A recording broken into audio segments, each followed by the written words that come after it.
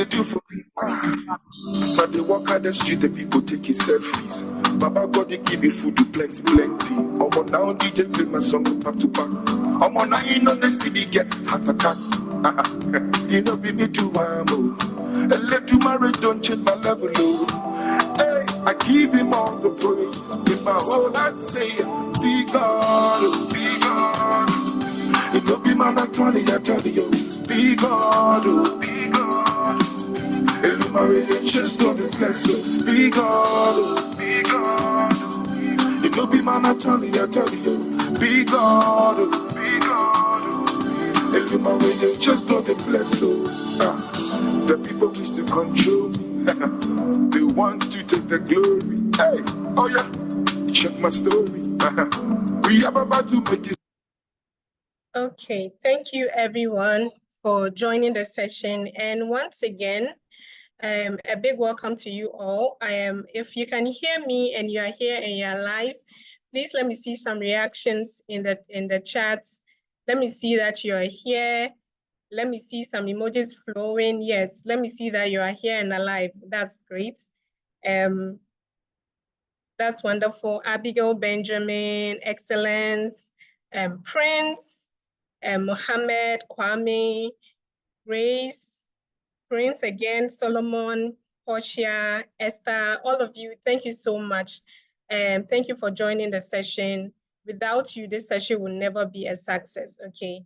So thank you all very much. And today, as you already know, okay, this month and going on, we are delving into various sessions here at ALX, okay? It's part of our mission to develop the careers, to provide learners with the right resources to develop their careers. So here at ALX, we are not only giving you technical skills, training you to be software engineers, data analysts, and data scientists and all, but we are making sure that we are equipping you with the right resources, the right mindset, the right information and knowledge to help you develop your careers, okay? And so as part of our sessions, we are in partnership today with a wonderful institution called Elite Mentoring, who is going to give us, share tips and knowledge with us on unlocking global opportunities. Wow, isn't that great? I mean, that is so wonderful, right? We all want to get opportunities, right? But I know we all want global opportunities, okay? And just as ALS is training us to be global citizens and to be our skills, the skills being given to us are at a global level, the same way I'm sure we all want to be able to take advantage of global opportunities. So without wasting too much time, okay, I'm just going to give a brief about our wonderful partners, Elite Mentoring. I'm just going to share with you what they do. So Elite Mentoring is a Christian non-governmental organization, okay? And they are into mentoring and providing support to young people, helping them to grow in confidence and character, okay? In helping them develop relevance and making meaningful impact in society. So this is just a brief just about Elite Mentoring. And in-house, we have some wonderful, experienced, and highly knowledgeable speakers, okay, guys, who are going to share some wonderful information with us today. So if you are here alone and your friend, your peer, your learning mate, your colleague is not here, please, you are not a good friend. Kindly invite them to join this session, okay? So without wasting much time, it's going to be a very deep session where we are going to have practical demonstrations and all that. So I'm not going to waste too much time. I'm going to hand the mic over to Mr. Mark Adom, who is with the Elite Mentorship and Mentoring Group. And he is going to give us an introduction. He's going to introduce us to the speakers and also give an overview of how the whole discussion is going to flow. So please, some more love, some more reactions, some more emojis for Mr. Mark Adom. So I hand the mic over to Mr. Mark. Mr. Mark, you're very much welcome. Thank you so much. I'm excited to be here. Yeah, I can see the hearts, I can see the claps. Vivian, Jack, I see you guys. I'm so excited to be here. And we at Elite Mentoring Program are very happy to partner with ALX for this webinar. So before I start, I'd like to invite Richard to give us the opening prayer so that I can take you through the various aspects of it. So Richard, if you're here, take over.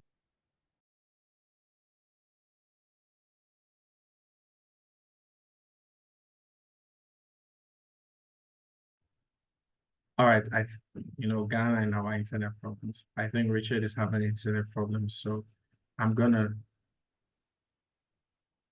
take over with the opening prayer. Let us pray. Heavenly Father, we thank you so much for this wonderful opportunity to be here. We pray, oh Lord, that your Holy Spirit takes over this webinar. We pray that as you have gathered us here today, we pray that you impart us with wisdom and guidance and direction so that we can fulfill the purpose that you called us for. In Jesus' mighty name I pray, and let everyone say amen. Amen. Okay, so our webinar is going to be in 3 parts. The first part, I'm going to be talking about LinkedIn optimization. My name is Mark Bano-Adom, and I'm the Operations Director for Elite Mentoring Program. Elite Mentoring Program has been going on for 4 years. And through COVID and everything, by the grace of God, we've been able to overcome the challenges, and we're here, and today we're going to have some wonderful time. And one of the initiatives that we're using for this development is the Career and Professional Development Initiative, which helps to guide you in the career path that you've chosen, or help you unlock the opportunities that you look to have. So the first part will be me doing the talk on LinkedIn optimization. Then the second part is going to be with Mr. Oswald Anonadaga. And Mr. Oswald is a wonderful friend. He started his startup in some years back, and the startup has gone from a startup to an international company. He's won awards all over. Let me just mention some of the awards that he's won. So he's the winner of the African Union Global Competition for youth startups, 100 most impactful change makers in Africa, best democracy affirming startup in Africa, and top 5 worldwide, top 20 exceptional outstanding law students in Africa. So Mr. Oswald is also a lawyer, but the part that we're focusing on is his tech side and his love for tech and impacting young people. So he's also going to be speaking on how you can start your startup and take it globally. So he's going to give you tips on what to look out for if you're trying to position yourself for an organization. I believe that his story is going to inspire many of you tech graduates out there. The third section is going to be with Miss Linda Lartey, and Miss Linda Lartey is going to be speaking on graduates education and everything in terms of you looking to further your education in what's it called, abroad. So she's going to give you the various opportunities that are available in that aspect. Yeah. So before I continue, I have a surprise for all of you. I don't know if George can help me out. If you can unmute HICC, our founder is in the house and he would like to say a few words. HICC, Mr. George. Yeah. So he's been unmuted. I think. Okay.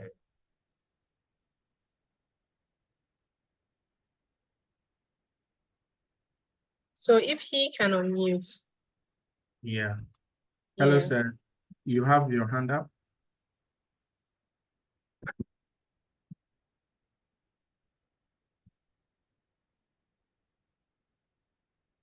Okay, so I think I'm gonna continue when he's able to figure it out. We'll do it. Yeah. So Frank, kindly open the first slide.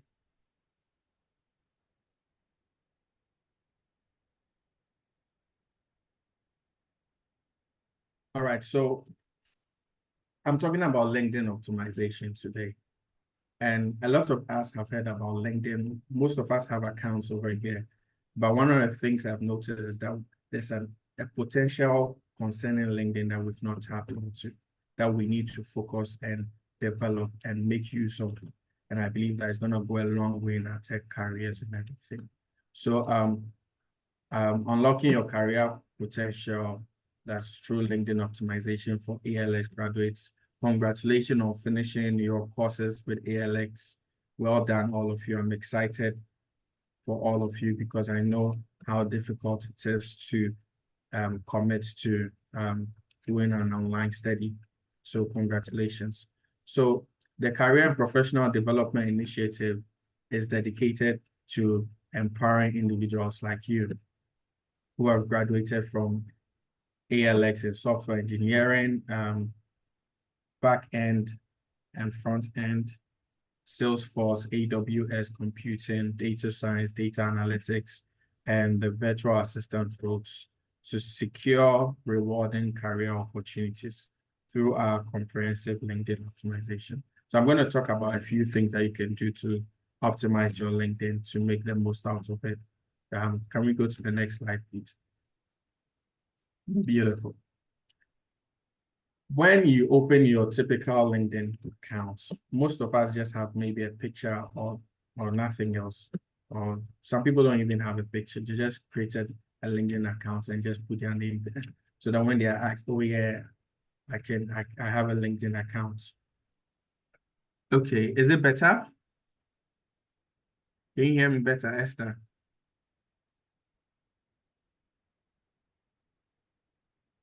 Okay, so I'll continue speaking and I hope you can hear. Okay, great. Time's up. Great. All right. So most of us have accounts like how when you do your CV, you can write, oh, I can speak fluently in French, English, linguistics, and all sorts of things. We put certain languages there. And then when you are called to the spot to come and answer concerning the languages or some of the things you've put in your CV, then you are like, hey, well, I just put it there. Mine is more basic French. Je m'appelle Marc et toi, paragraphs, such things. But in terms of LinkedIn, there's a whole world out there that we are missing out and that we are not tapping into, that I'll encourage all of us to look carefully at. So if Frank doesn't mind, can I see Frank's LinkedIn accounts? Yeah, Frank is going to show us his LinkedIn account. And when you even look at Frank's LinkedIn account, this is what typically most LinkedIn accounts look like. Yes, Frank has hashtag open to work. It's like Frank has even gone ahead and puts a picture there, computer, pencil, and a number of things going on there. And even the background for the header, there's nothing over there. There's nothing showing. He has his name, which is great. And he has used the pipe method, which is also a good method of putting out your skills. So Frank says he's a versatile freelancer, 3D animator, graphic designer, avid art enthusiast. And the thing is that if you were someone employing someone and you see a profile like this, and this person says he's a graphic designer, think about it.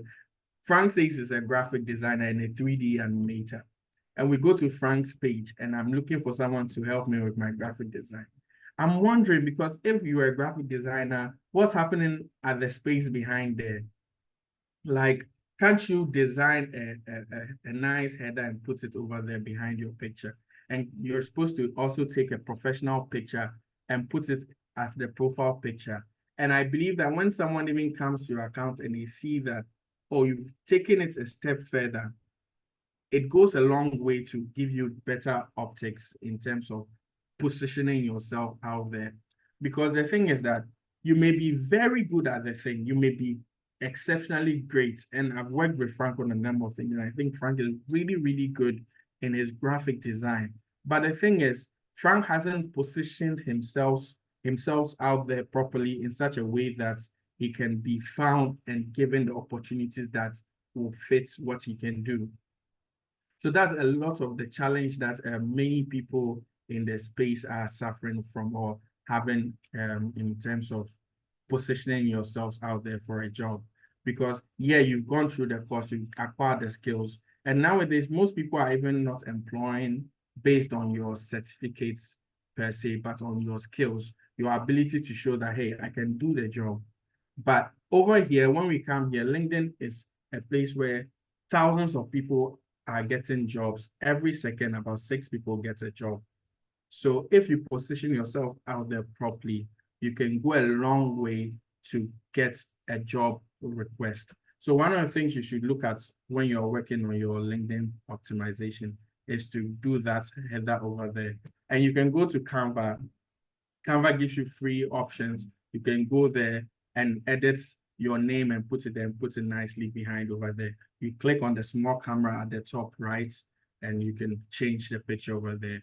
I'm sure you guys are tech people, so these things are basic for using it. Yeah. But sometimes it's the basic things that people overlook. Do you get what I'm saying? All right, so let's go back to the slide. Yeah, so one of the main things you have to do is that you have to craft a captivating headline. And first of all, one of the things when you're crafting your headline is that it has to grab an attention. In terms of marketing score, it has to have a hook. You know, when you're scrolling on Instagram, something comes up and it catches your attention and you stop scrolling and you open it and watch more. Yes, because it started with a hook. So when people are going through LinkedIn searching for people to give jobs to, your account, the way your own is clear and has concise message that, okay, I'm a UX UI designer, and this is my skill sets. You have to have keyword rich headline that showcases your expertise and aligns with your career path. That's very important. So you can decide to go to the LinkedIn job search and search for maybe UI UX designer and copy the job description. When you copy it, I'm sure a lot of you know how to use ChatGPT. So you copy the job description and the summary, everything, and you put it into ChatGPT and you say that develop keywords out of this. And ChatGPT is going to give you a list of keywords that are associated with a job role that you are interested in. So you can take the first 10 or the first 5 and make sure it cuts across every aspect of your description and everything, so that when people do searches, I'm sure because of your tech background, you're aware of how the algorithms work. So when your account is rich in the keyword search, when a keyword is searched, you are likely to be part of the options that come up. I hope it's understood.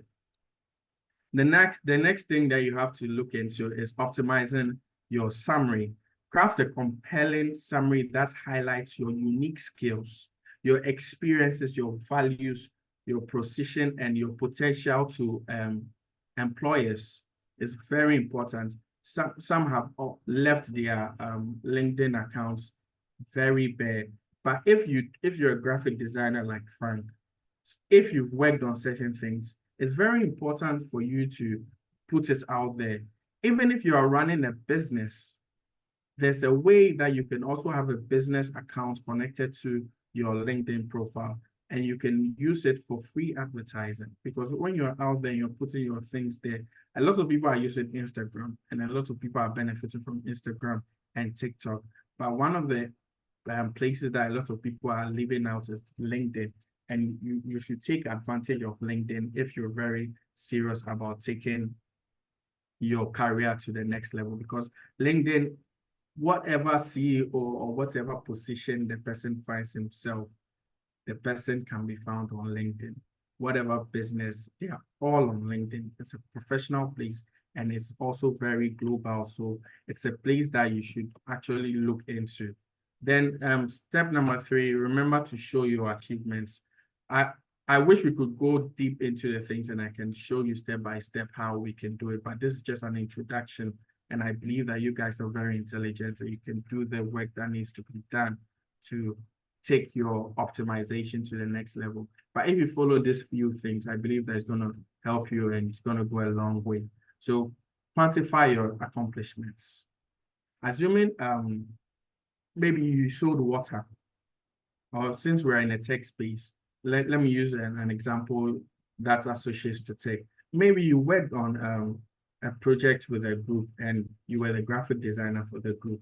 Instead of just coming to say that, oh, I'm a graphic designer and I designed a program for ALX, you can say that you can have a picture of what you did and you can say that through my work with ALX, I was pleased, and you can actually use ChatGPT to also help you in terms of writing this thing. So you can come up with your idea and say, hey, ChatGPT, please come up with a very compelling summary for my post. And ChatGPT is going to give you options that you can use and put in there. But you can say that, hey, through my work with ALX, we designed a program called Unlocking Global Opportunities. And with that, we had over 100 people coming to be impacted. You see, when people read stories, like they can see that, okay, your work as a graphic designer transcends just, oh, I'm a graphic designer, but it transcends that and it shows the impact your work has. And I'm sure you've heard that when you're optimizing your CVs also. Leveraging multimedia, enhance your profile with relevant pictures. LinkedIn is not like Facebook where you come and put ice cream and all those things. If ice cream relates to your career and you can come up with a nice caption that will help your career path, I think then you should go on there. But you shouldn't have all sorts of things all over the place on LinkedIn. You should have it focusing or directed towards what you are trying to achieve or the career path you are pursuing. I hope you're getting me. Can I have some emojis to know if I'm connecting with you?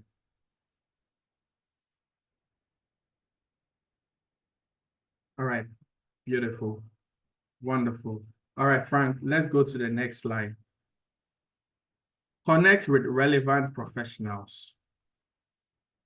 If I'm interested in UI, UX, I'm going to find the top 10 UI, UX designers in Ghana, and I'm going to connect to them. I'm going to find the top 10 UI, UX designers in the world, and I'm going to connect to them. Yeah, it makes a difference. I remember when I was starting a business, I looked at it in real estate. I was on Instagram and I was looking at some portfolios of the realtors out there, those who were killing it and doing wonderful jobs. And I was like, oh, wow, this guy has the things. Like when I watched this, I was like, wow, amazing. This is really, really cool. And I was learning from here. I was taking notes from. That's what you benefit from connecting to industry leaders that are connected to what you're trying to do. So you, first of all, you see the trends that are out there, what they are doing, how they are doing it, and you can actually craft your work around it so that you can connect with them properly. So now I did a case study of what he does, the project is on, how he even shoots his videos, because it even gives you an idea of how you can put your post out there, because he will do a project and he will put it out there and describe that this and this and this and this. So it guides you. It's like a form of indirect mentor, because sometimes you may not have access to directly speak or interact with these people, but by their work on their profiles, you can see a lot of things. And yes, unfortunately, there's some gurus out there who also do not have time to be on LinkedIn and other things, but some have written books, some have webinars, some have workshops and things. And these are things that you can connect to. But where do you find them out? You find them out on their portfolios. They say like, okay, I'm having a webinar here, this. They say, okay, then if this webinar is close to me or it's something within my jurisdiction or something, or I don't have to break my back in quotes, to get there. Then you can arrange and get there and connect with this mentor that you have. So it's very important to connect with relevant professionals in the field that you're engaging in. You may be surprised because sometimes they even post jobs that say like, okay, I'm looking for somebody to help with this, and boom. Another thing, engage with your community. Every skill has a community on LinkedIn. So if you connect with that community and they are discussing something, it gives you an idea.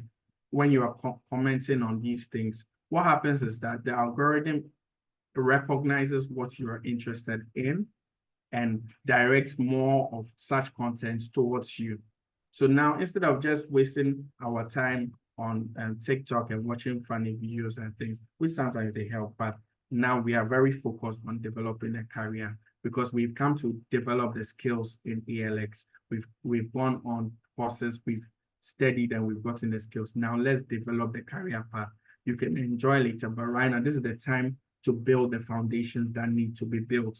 You see, a lot of us, or some of us, the thing is, when we started out, we didn't really take our schooling very seriously, but the opportunity that we've gotten as a second chance through ALX and other portfolios out there that are giving us skills gives us a second chance or a second edge around it. Or yes, you follow a certain path, but you realize that no, this is not for me. I'm a tech person. This is where my interests align.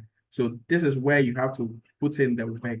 And we are very young people. I'm excited that this is a young people's platform. We are young people. We have the energy. We have the strength. Instead of giving our time to Superbet and all those other things, I believe that we can focus our strengths towards developing our careers and becoming better leaders. Yeah, bro, the Superbet and things. People think that that's the key to coming out of difficulty. But how many people do we know that have really come out of poverty through online bets? Not many, unfortunately. And you see, one of the things I want to say about communities is that, like your body, there is an immune system that prevents outside things from coming in. So when you start engaging with the community you'd want to be a part of, realize that it's not going to be easy. Yes, you may feel neglected. You may feel like people are just looking down on people, but this is where you need to grit and put in the work. Yeah, don't worry. Sportsbet nearly got me into serious trouble and that. Yes, you see, it promises you a short-term solution, but the ramifications are very high. So you realize that, hey, I did a 6-month course on ALX. I'm done now. What else? Fam, nobody's come to carry you and put a job on your lap and say, hey, job, take it. No. Now it's time for you to position yourself and say that, hey, friends, I am now, and you see, that's another thing. Another deception is that you are not there yet. So don't think that after you've graduated from the course, so you're like, oh, that's it, I'm done. Oh, Charlie, jobs should be coming. And when you are even given a job opportunity, that's another thing I noticed. When you're given the opportunity to even try your hands on some people come and be like, oh, Charlie, the way the thing is, I need to be paid $10,000. But fam, is your skill level at $10,000? The output you are given, is it $10,000 level? That's my question to you. So what we have to understand is that we are still developing and we still have a lot to learn. So get into the communities, focus on learning and still reading wide on the topic, because some of the topics that you even went through, they couldn't really go deep into it. So you can go to YouTube, you can go to, and LinkedIn, they give you opportunities to even take courses there and all those things. And it goes a long way. The last thing I'm adding, because my time is almost up, and we're going to go into that, leveraging alumni networks. You see, in terms of leveraging alumni networks, you have people who finished 5 years ago, you have people who finished 3 years ago in just courses that you're looking at, and they are ahead of you. And here in EMP, what we do is that we connect people with We connect people with the mentors that are ahead of them in the industries. I remember I was speaking to someone yesterday and she was like, I'm really interested in playing the keyboard, but I've never seen a female keyboardist. And I'm like, there are so many of them out there. Just because they are not in your current space. Yeah, that's true. We need to change our mentality towards work. Certificates is half the step to employment. Very true. Very, very true. Because now people are looking for people who can actually solve problems. So if you can make yourself a problem solver, it will go a long way. Because that mentor you're even looking up to, the truth of the matter is that maybe he may even be swamped up with so much work, but if you come and position yourself like, oh, have time for me, oh, give me money, then you are shooting yourself in the foot. What you can do is that, hey, I'm here to help. Is there anything you need help with? Then you are around and you are trying to help with things. Even if you're if like I'm a web designer and I see a mentor that I really like and I see his website, I realize that there's some integrations I can do to make it better. I'm not going to go to him with a proposal and say, hello, sir, I'm a web designer, pay me $5,000 for me to. Nobody's going to take you seriously. First of all, design. I would personally sit down and design the website and do the integration that I feel will make his website better. And I'll present it to him, say, hello, sir, I saw your website. This is what I liked, and this is what I did to help your website to take it to the, and I thought that these things, if we add them, it will make your reach better. This. The person will take notice of you, first of all. Yeah. And when you start doing these things, now you are not going to them for hand me overs and all those things. You are actually solving problems for them. Do you get what I'm saying? And there are some alumni that have been able to make the mark. And one of the things I want you to understand is that if someone has paid the price to be where they are, there's no way that you say that you won't pay the price to get there. There's no shortcuts. Anyone who decides to go on shortcuts will rather end up cutting themselves short or shooting themselves in the foot, because there's no shortcuts to any destination. You try it and see. You tried it with super bets and odd sports bets. Someone was saying right here, and it got you into debt. That's the thing. There's no shortcut there. There's a price to pay for everything. Yeah, so he says he's a web designer in Ghana and nobody would mind him if he goes. Yeah, that's true. But if this person, this web designer in Ghana, goes on LinkedIn and he designs websites and puts together his portfolio neatly. Okay, 1, 2, 3, 4, 5. These are websites that I have worked on. This. And you can even do a search, recruiters for this job, and you can reach out to them because or follow them.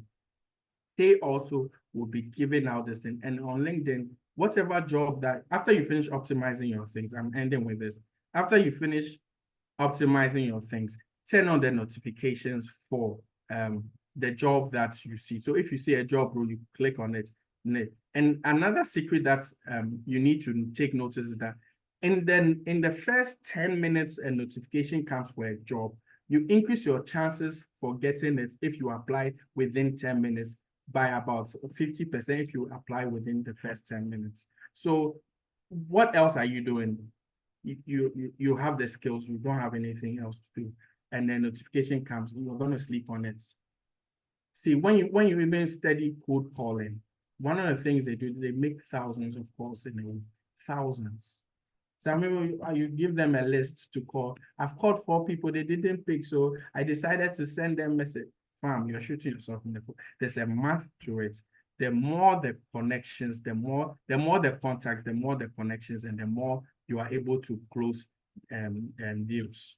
So even in the Bible gives a 1/4. So if you're looking to get 100 people, then it means that you have to reach 400 people to get that 100. Where does it say? It said the Bible said a sower went out to sow. Some fell in the on the wayside. Some fell on the thorny ground. Some 1/4 is the one that fell on the good soil. The Bible spoke of 4 soils, so 1/4. It's only 1/4 that yields. So look at the effort and the time that you are putting into things, and see that, hey, if this is what I'm looking to acquire at this time, then I'm going to give myself the opportunity to make this mark and give yourself targets that, okay, I don't have a job. So every day for 8 hours, a minimum of 8 hours, because that's a minimum working time of a job. A minimum of 8 hours, I'm going to be applying for jobs. I'm going to be working on my optimization. I'm going to be positioning myself. I'm going to be putting out content in relation to my jobs. I'm going to be sending what letters to companies. Like I'm going to get a list, 100 companies in Ghana that do web design.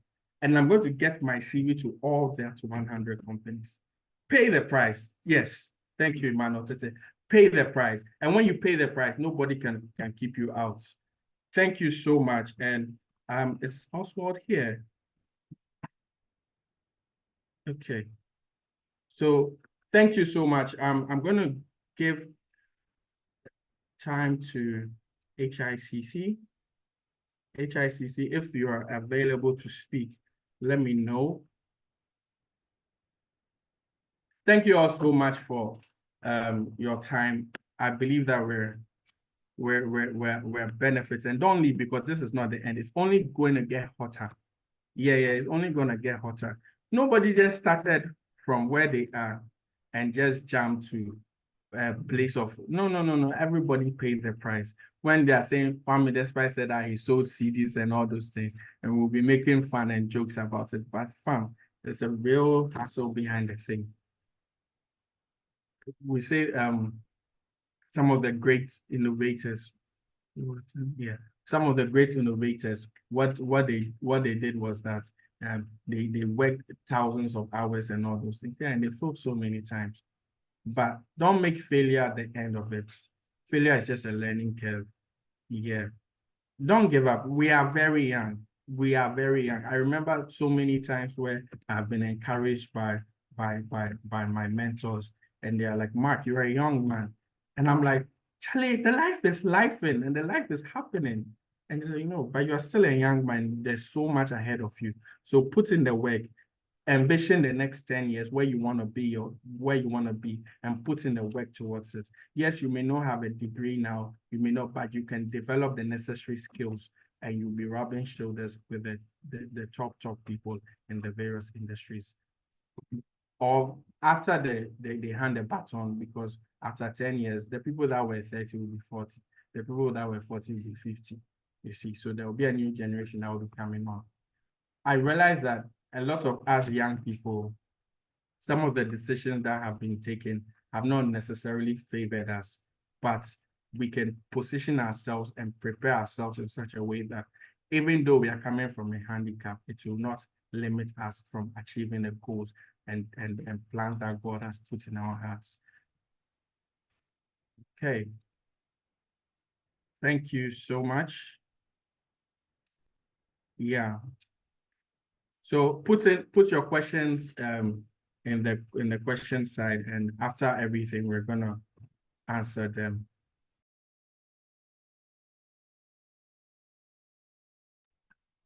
Yeah, so put your questions in.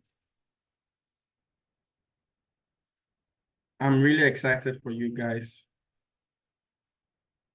I'm really excited for you. So I'm gonna hand over to our next speaker. If you're also enjoying it, you can, at the end, we're gonna have a space for feedback, I think, so you can. How can I connect with Illumina? Is it strictly on LinkedIn? No. So we are on, actually, EMP is on actually all the social media handles. So we're gonna put out the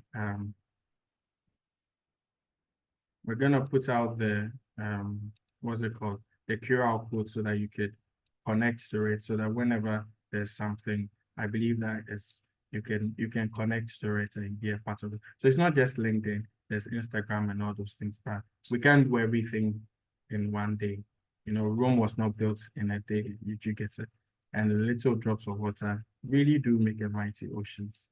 Yeah, so let's get connected. Let's do that. Is it possible for us to get the recorders? I believe so. I believe so. At the end, it will be on the YouTube accounts and things. So I'm sure the recordings will be out there. Yeah,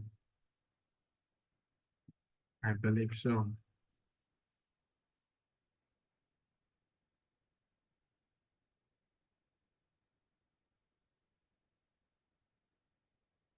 Okay. So,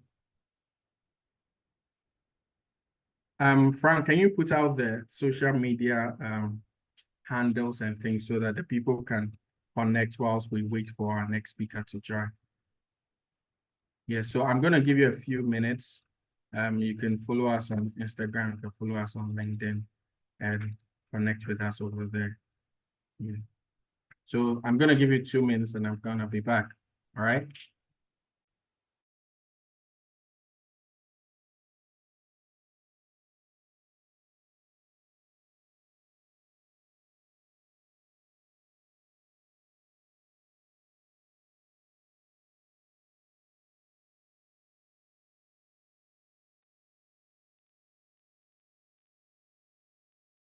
Okay, so thank you very much, Mr. Mark. So as we scan the QR codes on the screen, if you have any questions, let's remember to put them in the Q&A session, okay?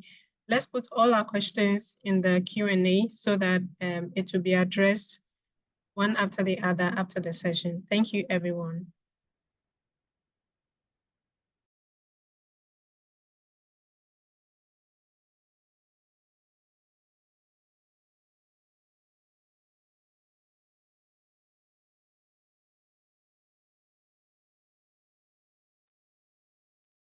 All right, guys. So I'm excited, and our next speaker is coming on, and I hope you're scanning and you're following the platforms. Yeah. I'm excited by the opportunity that COVID showed us because we realized that you can be in your home and work all over the world. And the next speaker is someone that I've known personally, and he started a company in Ghana. He's won awards all over. He's currently even in the States right now because of his work, and he's a great inspiration, especially for young people who have the dream to start a business from Ghana and be global. Yeah, I believe that his story is one that will bless a lot of you, and we're gonna be really excited. We're gonna be really blessed by his journey. I was part of the journey when we started when he started the company Floodgates. Yeah, and it's been an inspiration, and it was a great opportunity. Yeah, so I'm really looking forward to him coming in. So like I said, Oswald is a lawyer and also into tech. But don't say that, oh, I'm not a lawyer, so please, there you go with the excuses. Stop giving yourself excuses. I read from some place, I read from some place that somebody with half your IQ is making 10 times what you make because he's not intelligent enough to doubt himself. Yeah. So stop doubting yourself. Whatever you have in your heart to do, just start. You may not have it all figured out, but just start. And as you start, you'll find out that the opportunities will be coming up and they'll be showing themselves. Yeah. So, Mr. Oswald, are you here? Yes, I am. Wonderful. So let's welcome our next speaker, Mr. Oswald Anonadaga. So Frank, kindly hand over to Mr. Oswald. Hello, everyone. I hope you can hear me clearly. Yes, sir. All right. Thank you very much. And it's a pleasure to be here. Thank you very much to Mark and the entire team for the invitation. I think it's a wonderful program that you have put together. And I would be sharing a few things on taking advantage of global opportunities. And the reason is because I always say that I've had way more opportunities from outside of Ghana than in Ghana. And I think that's one of the things that led to that was actually preparing myself to be able to compete at the global stage. So if you usually think about things and the standards that are within your country, you might limit yourself. When the time comes and then you have to meet with other people, you realize that you probably had been measuring yourself by much lower standards. And at the international level, there are a lot of opportunities that are available to everyone. In fact, way more opportunities than we can think about. And so I want to share my screen and share a very simple presentation. My presentations are usually very straightforward.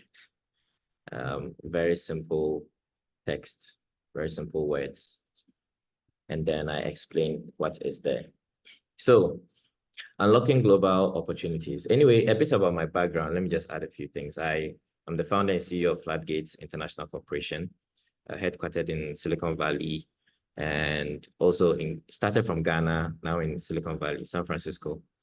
And we are working in the areas of digital identity technology and a few other things. I'm also the CTO of WingiPay in Ghana. And so my background has mostly been in software development and engineering, developing solutions. I think about 14 years now, right? Yeah, so about 14 years experience in software engineering and working in the banking sector, in payments, healthcare, and a few other sectors as well.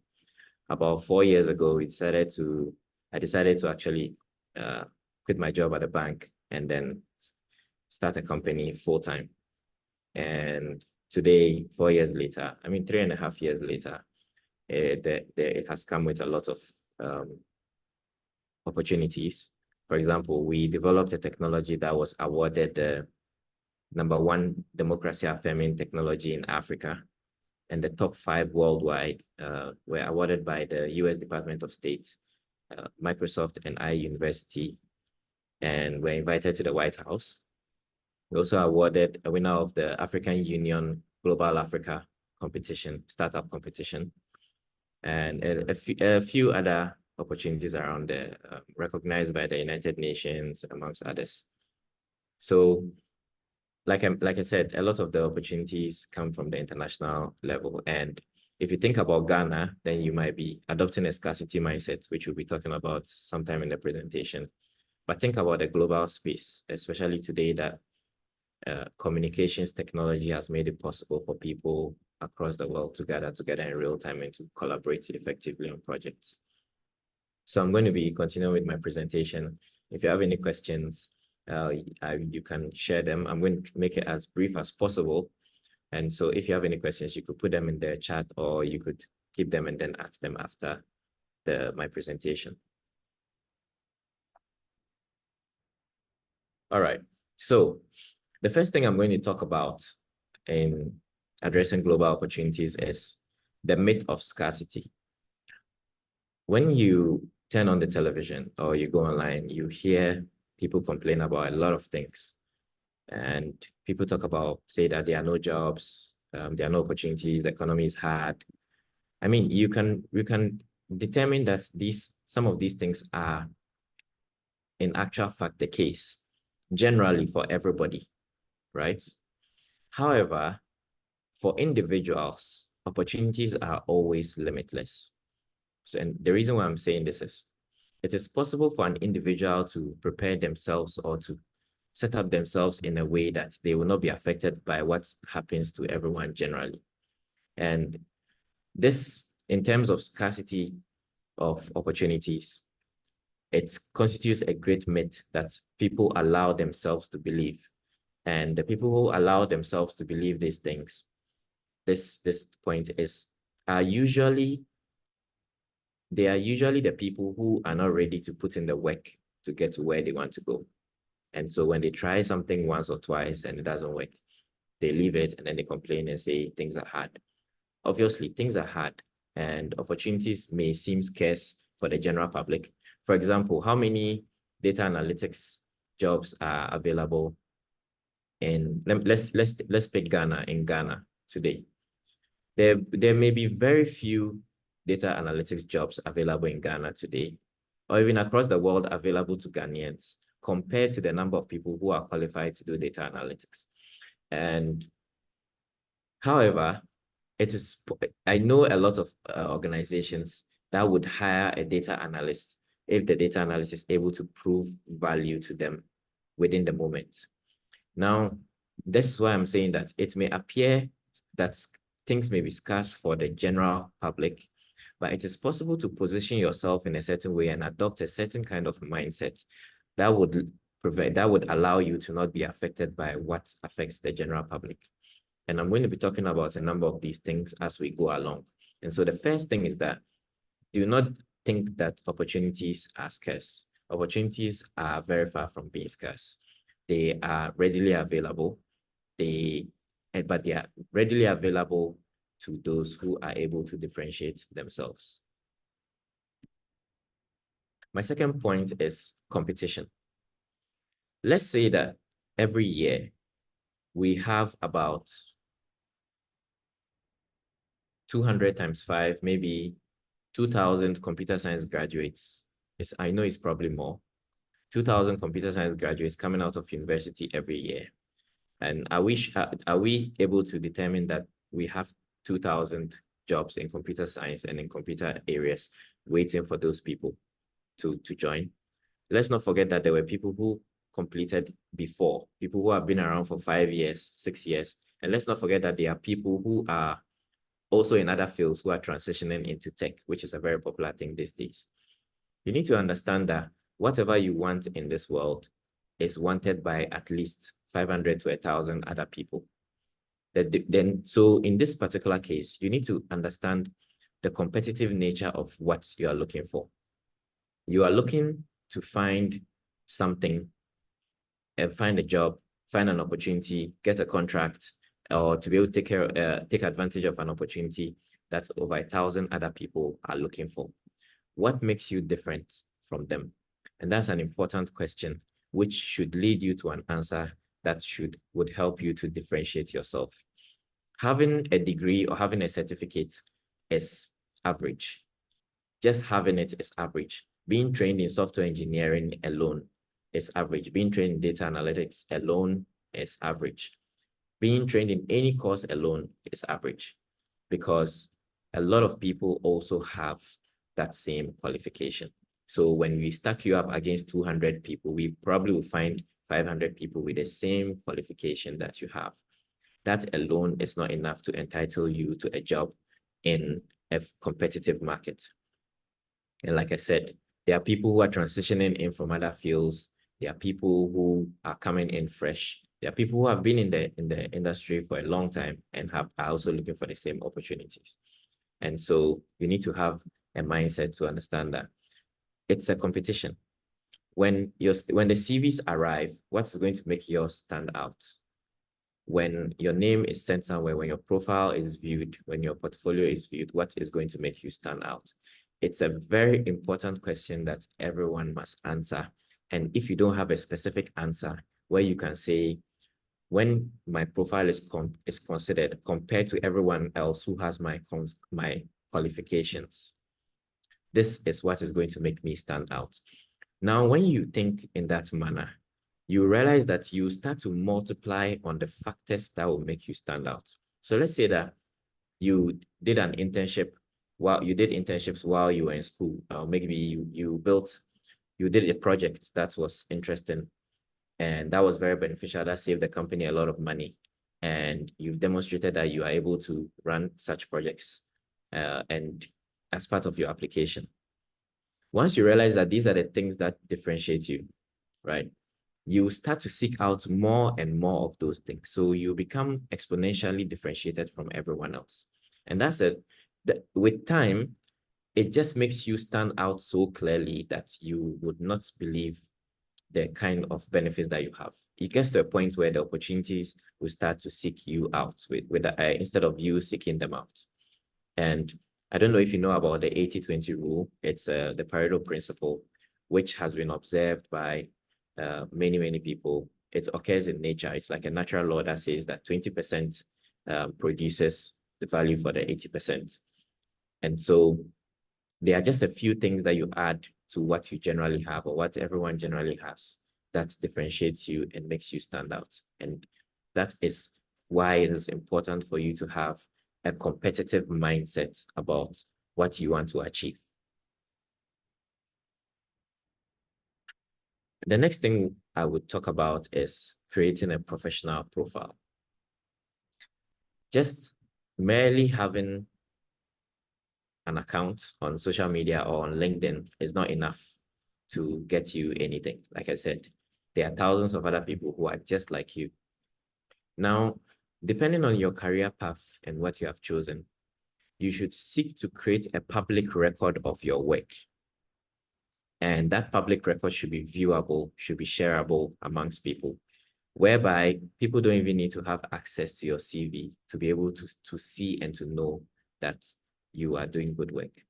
And so I remember when I didn't used to post much on LinkedIn about my work, but then I realized that I was always leaving opportunities on the table because I'll do so many things and then I'll never talk about them. And so I started to share the work that I would do. And until today, I think I only share about 5% of everything that I do. There are so many things that I'm doing, that so many places I go to, so many businesses and other things that I do that do not even show up on social media. However, the few things that I have shared, it makes it look like it starts to become like a roller coaster, right? It gets to a point where you can't even stop it because everything starts to compound, right? So let's say that you are the person who built a certain technology, digital ID technology. And this digital ID technology was adopted by a bank. And it being adopted by a bank, it was implemented and it achieved some success. And so now people know that you are the person who built the technology that was implemented by the bank that's achieved these results. Then it receives an international award. And it's, oh, this is the person who received this award, who built the technology that was used by the bank. Then the next time they see that, okay, you have another project in another country that you are running, it just keeps compounding. So your posts and the things that you share publicly are not individual. They don't operate in an individual space. When people view them, they view them in a cumulative manner, right? And so you start to achieve an exponential effect on the things that you share. And why am I talking about having a shareable and publicly visible professional profile? It's because in certain parts of the world, I don't know where everyone else is, but there are parts of the world, especially where we are from, where we are not encouraged to talk about what we do. We're encouraged to be humble. We're encouraged to be quiet. We're encouraged to keep a low profile, not to look like we are bragging or something else. And because of that, it actually builds up into having a sort of low self-esteem and inhibition from sharing information, rather than even being proud or even sharing something that is normal. You start to actually reap negative effects from that. And the interesting thing that you start to see is that you start to notice people who are not better than you in any way. In fact, you are probably far, far better, more skilled than them. You've probably worked on more projects than them. You probably even have achieved more impact than them, but they are getting all the opportunities that you wish that you had. Why? It's only because people know them. It's just a very simple thing. And the interesting thing is, recruiters really like to reach out to people directly and hire them, rather than consider all the merits of applications that they receive through their emails or through their inboxes and other things. When you do something that is noteworthy and spectacular to some degree, and it's viewed by the public, it goes into your public record of credibility. And recruiters look for people who have done those things and who have that kind of verifiable information, that results that is available. And that is why, to be able to stand out, to be able to stick out of the thousands of people who want the same opportunities that you want, it's very, very important for you to build and maintain a professional profile that is viewable publicly and that is shareable. And my professional profile it precedes me in a lot of places that I go. And then I get there and they're like, oh, 2 years ago, you were here, you did that. That was really great. And I don't even know how they found out, because you think that what I posted 2 years ago really means nothing. But people are referring to what I did 2 years ago, even though it's you need to scroll a bit to find it in my posts. People are referring to that to give me opportunities today. And so it's really important for you to build and maintain that. If you don't know what to do, look at what other people are doing and then just copy it. It's a very simple formula. Don't try to reinvent the wheel. There are very few challenges, problems, and questions that you encounter that have not already been answered by the human race in a way that is readily available for you on the internet to see. My next point is strategic preparation. If you are attempting to achieve the next level of your career, it is very important for you to plan on how you go to the next level and not just merely wait until you get to the point where you are ready to enter the next level or you want to enter the next level. For example, if you're a student and let's say that you haven't started a degree, everyone goes to school. You're probably doing a course. And then you start working on special projects. You look for projects on campus that people are doing and you participate in them. You try to do an internship with every single vacation that you get. You specifically target certain kinds of organizations to do your internships with. Because let's say that you want to work at a certain company. If you finish your internship and then you have GCB, Bank of Ghana, NITA, Stanbic, and all these guys on your internship page, on your CV, it's almost a no-brainer for people to hire you, even if you don't know anything. That's the funny thing. People like to look at symbolism and status instead of particularly real work.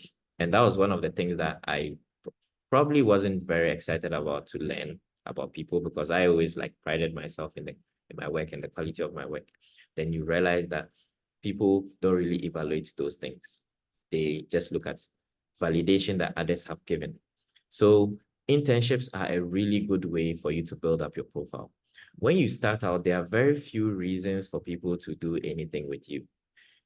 The best thing that you can do is to find a place to volunteer or to take on a very small role, right?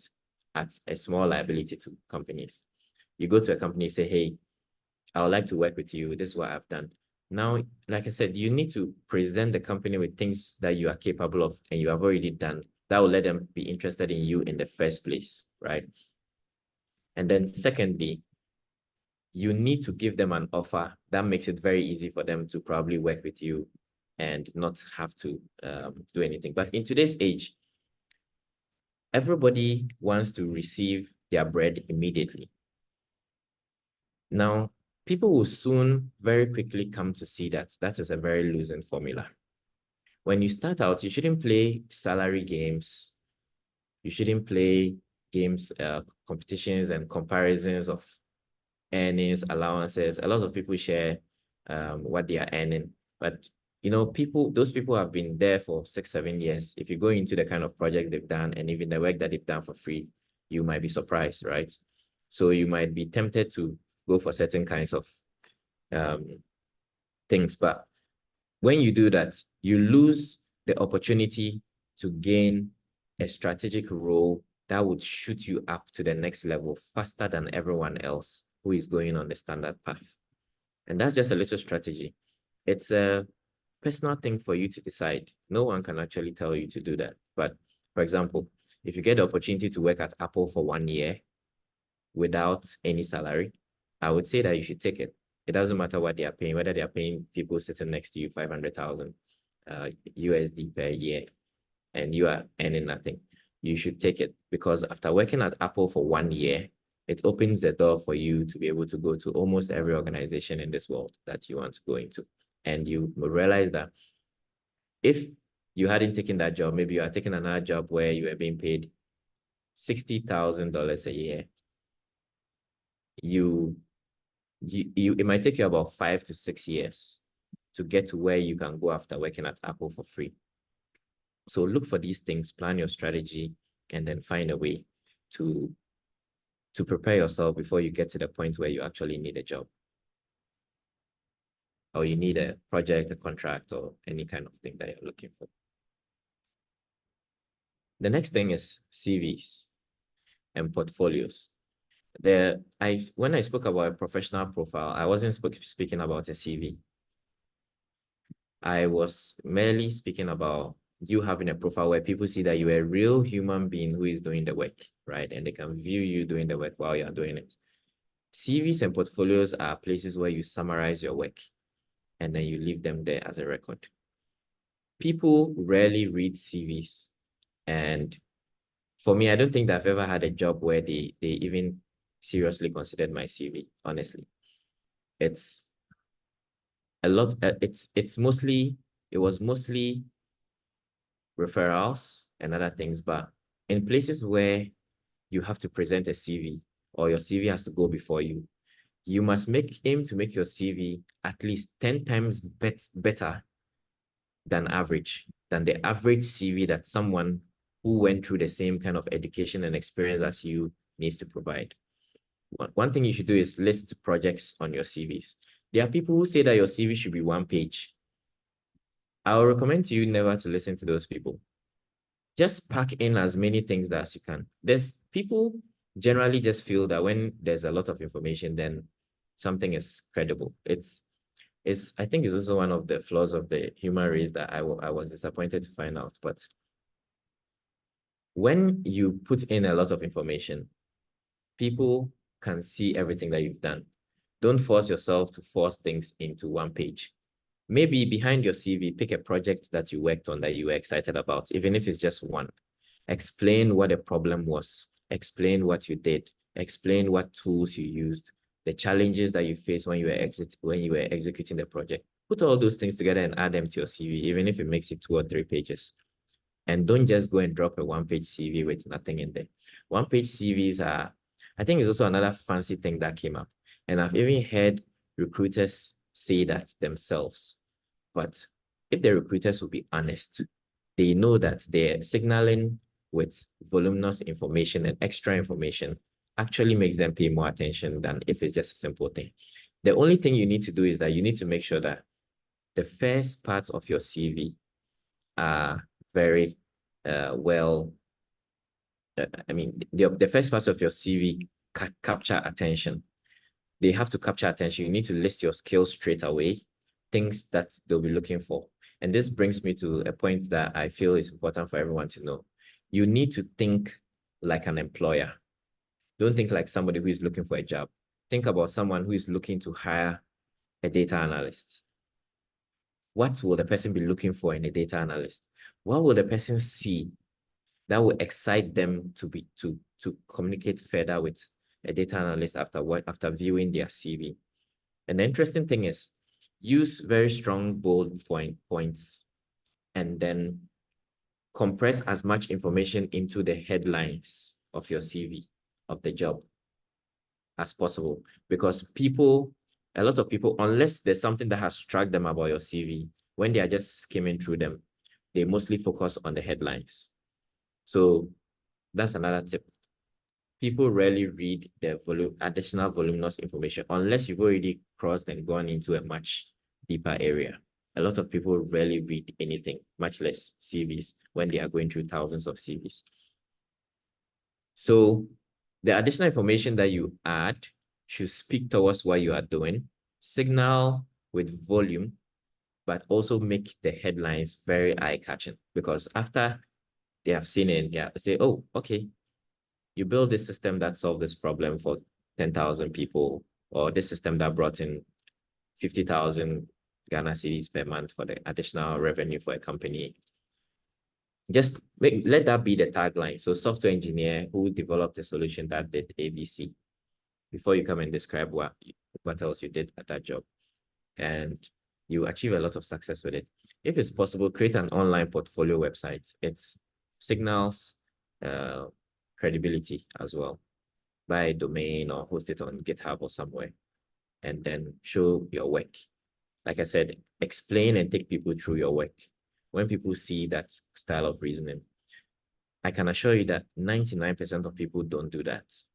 So once you do it, it's one thing that particularly makes you stand out. The next thing that I would be sharing is networking. People view networking as going to events, talking to people, connecting people, taking their phone numbers. But that's not networking. Networking is the creation and communication of value. If you are not seen as a valuable person, it doesn't matter whose phone number you have. Nobody is going to interact with you to a certain degree. A lot of people are already fully busy with their lives. Unless you are demonstrating some kind of value, just forget about the networking. It's not going to achieve anything. In fact, you might actually be annoying people when you decide to do that. So whenever you communicate to someone, tell them something about you that makes you interesting, or that makes you seem like, okay, he's not a normal person. You can say, oh, hey, I'm a student who is interested in data analytics. Last year, I worked on a project where I analyzed the impact of government projects on something and found out this, that, this. I'm interested. And then just something that makes you seem interesting. Show that you are a person of value. And don't say that you are not a person of value because maybe you've not done certain things, right? Everybody has done something that makes them interesting, or everybody has gone through a challenge that makes them interesting. When you go to people, don't go and communicate to them to make it look like it's going to be a one-way street, right? Try to provide some kind of value. Now, you need to think about all of this. And first of all, the first step in networking is to create the value, right? So you have to first work very hard to become someone that people would be happy to communicate with or be excited to communicate with, because networking is usually a two-way street. You have to take the responsibility to make yourself somebody worth networking with before you go and connect with other people as well. And when you approach people, always make it in such a way that you are offering them value. The way in which a lot of people get PhD sponsorships strategically is to email the professors, tell them what they are working on, and tell them what they've seen about what the professors are working on and how and give them their suggestions as to how they can make it better, or they can improve it, or they could do something, they could achieve something else with it.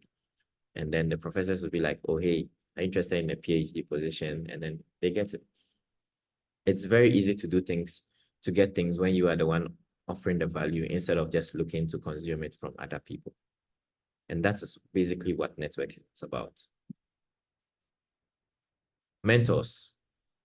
It's good to have a mentor, but when we talk about mentors, people usually think about people that they speak with, that they communicate with, right? And say, oh, this is my mentor. And say, I'm going to speak with my mentor. I think that some of my greatest mentors don't even know that I exist, because I've learned a lot from people by studying them, going online, watching their videos for hours and days and weeks and months. Even today, I think today I've probably spent about 6 hours watching and listening to videos on YouTube, and not for entertainment purposes, from people who are ahead of me in where I want to go. And I do this while I'm working. So, I mean, I could have YouTube open and I'm listening. It just plays throughout the day, right? And then a lot of things gets ingrained in your mind. And I've been doing this for many, many years, more than 5, 6, 7, 8 years. And I've learned the ways and the mindsets and the principles that a lot of very successful people have used to get to where they are. And I see that reflecting in my life. It's very difficult to get a mentor who would be happy to be communicating with you regularly. For that kind of situation, the cases where I've seen it work is where the person is actively acting as a mentor, right? It's not like the person is doing their own business or they are doing their own thing and then you want them to mentor you. They actually have taken up a role as a mentor where they have like a job or like responsibilities to execute in terms of mentorship. Either that or the person feels that you are someone with such great potential that they'll be happy to say that they were a part of your story in the future. Those are the only two situations where I have seen mentorship actually work, direct one-to-one mentorship actually work, where the mentor is interested in mentoring the mentee. And so that's how you should think about it. Like I said, a lot of it is about value. It's a lot of it about who you have shaped yourself to be. If you're an average person, trust me, very few people are going to be interested in mentoring you. People want to be a part of a great story. Create a great story for yourself and show that you're on the journey to bringing that great story to fruition. And then people will be happy to be a part of your story. I think that is my final section, which is AI. AI can give you so much that you would not be easily able to get. There are many revolutions that changed the world. The printing press, when it was created, allowed for books to be spread across board because people could now print books. Previously, they would have to write them by hand, right? And after the printing press was created, it allowed for books to be widespread and go all over the world. And so people got copies of books, and it totally changed the world when that happened because people could go through and read the books for themselves. It got to another point where the internet was introduced and people could put a lot of information online. Now, being able to access information online means that you literally don't even have to go anywhere or even purchase the books yourself to be able to benefit from what is in the books and what's in the knowledge. We now have access to the largest repository of knowledge that humankind has ever gathered on the internet, readily available to us. And the only thing that is left now is the interpretation of that information. This introduction of AI, especially with LLMs, is a new printing press stroke internet scale change in the world. And it's still very early, so a lot of people are not seeing it. Imagine that you have the intelligence of a PhD professor reading, interpreting, and categorizing information for you in seconds. Now, they spent over $100 million training GPT-4 and a lot of these other models, and it's available to you even for free to just use. You could ask it any question. I mean, it does hallucinate. Like GPT 3.5 is absolutely terrible, but GPT-4 and the others, Cloud, Opus, and these ones, and also Truster AI, the one that we, the AI platform that we have developed, gives you very sound reasoning and a lot of information that you would have probably had to read 15 to 20 books and had a deep understanding of a topic to be able to get. And they scout the internet and they put together all billions and trillions of information, made it available to you, accessible on your phone. So please take advantage of it. Don't let AI do the thinking for you, but merge AI with your thinking processes. If you want to work on a document, ask for the outline from AI and then use the outline to prepare the documentation with whatever you have. Then ask AI to fill in, ask it to fill in with what is missing so that you don't outsource your thinking to AI. We are looking to use AI to augment our intelligence so that we can start to think of a lot more things than what we have been spending our time on. Not trying to outsource our intelligence to the AI so that we stop reasoning or we stop consuming information and processing it. And so look out for AI tools, look out for how it helps. A lot of people are ashamed to say that they use AI to prepare documentation and other things. But it's just like those days when Google existed and people didn't want to go to libraries anymore. And they'll be like, you are reading books online, you are referring to cases online, and there was a little stigma attached to it. But now everybody knows that everybody references things online. Everybody searches for information online. It's going to become as normal as those other phenomena occurred. So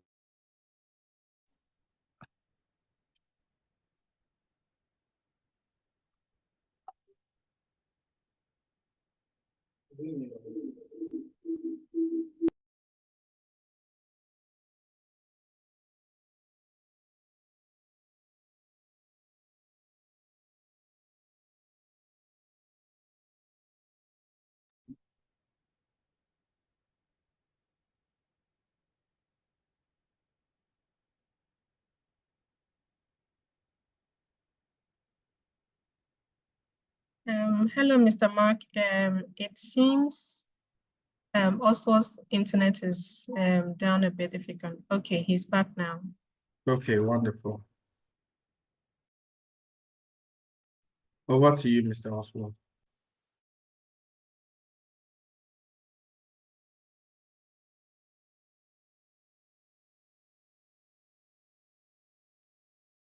Hello, Mr. Oswald. Oswald, could you unmute yourself? okay, yeah, all right, thank you. So that was the last slide in my presentation. I hope that you've been able to probably pick something or been inspired by something from there that is going to help you to accelerate your professional life. And like I said, think about things in this way. Think about things competitively. You are competing with other people. And how do you make yourself better than others who want the same things that you want? How do you communicate to the people around you that you are valuable and you can provide them with some value? These three things will definitely change your entire life, your entire professional life. And while people may be affected by general problems, you would be having a very different experience. Thank you. Wonderful, wonderful, wonderful. That was a very impactful session. I really enjoyed listening to you. A few people have a few questions for you in the question and answers part. So if you could kindly check it out and answer them. Okay. Okay, yeah. So let me just go through the questions that are here. I see government employee teacher. I want to know the ways in which LinkedIn can greatly help me in my career. So LinkedIn can connect you to the rest of the world. And one interesting thing I realized about LinkedIn is my posts are usually viewed by executives and companies. And these are decision makers. These are the people who decide on things. You might probably never be able to connect with the CEO of a company on Facebook or Twitter or Instagram. But on LinkedIn, you'll be surprised that they'll be viewing the things that you post. And LinkedIn gives you an opportunity for people to follow your journey. So when I go to a place and I meet someone, the first thing I connect with is LinkedIn. Because from there, the person can see everything that you've done, and anything that you post actually gets shared. So they can keep seeing it. So I have people I met 2 years ago. They probably know a lot of the things I'm still working on because of LinkedIn. And that's what LinkedIn can do for you. It helps you to reach the right kinds of people, people who can come to you and say, hey, I've seen what you're doing. This is amazing. Can you come and do this for my company? Or would you like to work with us? LinkedIn is a really great resource in that respect. Beautiful. I see another interesting question from Isaac, right? He says, please, how were you able to reach that height? Okay, well, I've been doing it for a long time. Like I said, I have a 14 years experience in building software, doing it in different sectors, different areas. So if you're looking at my height now, it started about 14 years ago, and I was always naturally curious, self-driven. I remember when I was learning how to write software, I was preparing to go and start my computer science degree. We hadn't even yet been admitted, but I went and downloaded a book called C++ for Dummies. I printed it out on paper, and then I started writing the codes from the book on the computer, and then I just started building all kinds of things. And that was 14 years ago. And so imagine what that is, how that compounds over the years into different kinds of systems and all that. So if you see me doing something today, there has been over a decade in learnings and experiences and practical use of that to be able to achieve it. It doesn't mean that you also need to take the same amount of time, but it definitely requires for you to commit to putting in the work for a quite a substantial amount of time.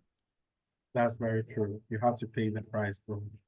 The next question is, where do I get the projects?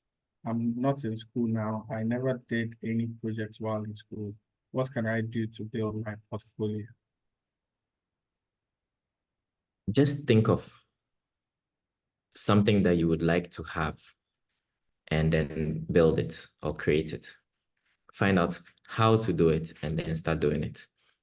So I remember I just started working on projects that were interesting to me. I remember we would want to copy movies and other kinds of things from our friends. And sometimes they've mixed the movies with documents and other stuff.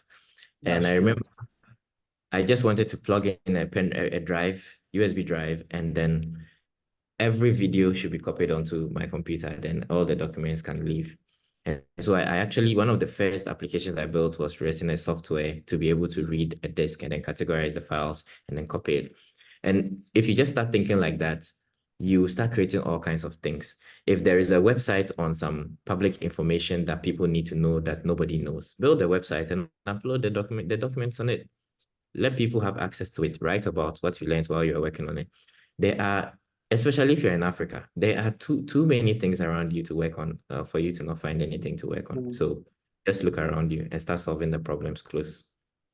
Very true. Start solving the problems. Look around you. You say you're born in Ghana, you have problems around, you want to run away. These are the opportunities. Someone is asking, what motivates you? I think I have a tremendous amount of potential that I don't want to see go to waste. Yeah. Yeah. Beautiful So, answer. so when I'm seated or when I'm sleeping, I'm just like, what? I could be doing something. So especially when you start interacting with people in other time zones, and you're like, what? I'm sleeping and people are awake working. No. Yeah. And you should travel whenever you get the opportunity, even if you need to struggle to put the funds together to be able to travel. When you travel and you see certain things, it totally changes your perspective, and then you start to develop certain goals that you want to achieve. So I think that will really help. And for me, like going to San Francisco totally changed everything, because you're there, you are walking on the street with driverless cars, taxis, and everybody is building something with AI. There's a lot of crazy things going on, and it just sort of ignites something within you that makes you feel that you are also capable of doing something, and you start to do it. So also hang out with people who are doing great stuff, your friends who are working on stuff.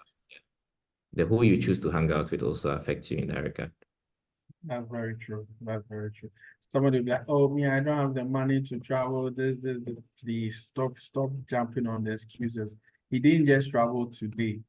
He's been working on it for 14 years, and this is where he's gotten to. So keep putting in the work, keep building the steps, and you see that you get there. Don't give up. The next question, someone is asking, what's the name of your AI Trusser, right? Yeah, trusted.ai. Let me type it into the chat. Okay, all right. And I use an AI to generate a website proposal for a client. I finished the touches on it. My client rejected my proposal, claiming it's not authentic. How do I go around this?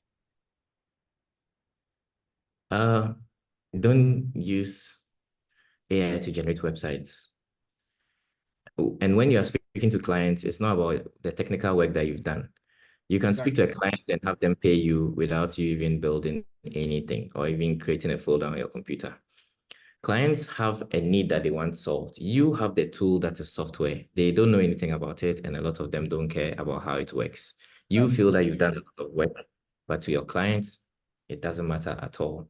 You need to speak the language, especially if you're doing business, you realize that it's very different from the technical information.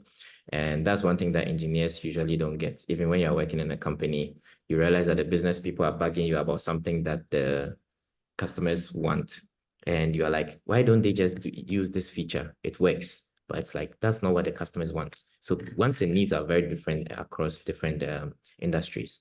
And so think about your customer. What do they want to do? Ultimately, they want more customers. They want to be able to reach more people. 2, they want to look good. So the website must look very good, or it must have certain features that will allow them to onboard more customers. Maybe you're providing them with a marketing package in addition or something else. That's how you need to think about it. And then you'll be able to probably have another discussion with your customers and it'll work. Yeah, and he's saying that I mentioned a website proposal, but it's the same answer that he's given, that try and think about the problem that you are trying to solve for the customer. And when you draft your proposal around the solving of the problem, the person will more than embrace it. There are people who have so many challenges, especially if you're out there trying to build a business or something, and they are looking for people with answers to help. So if you come in and you just come and give me a proposal that, oh, this, I use AI. No, I'm not looking for AI web, or I'm looking for solutions. So bring me a solution for my problem.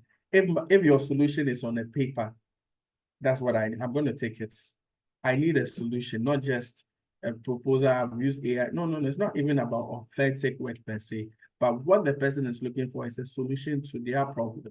So Simon, I hope your question has been answered.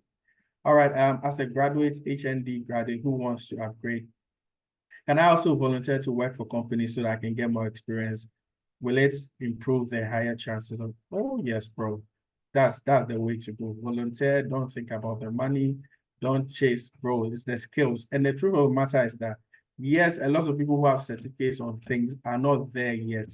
Even in your course, you didn't get 100%. So that shows that there's so much that you don't know. And even what you learned was not the entire thing. So you have to give yourself more training by volunteering for these things.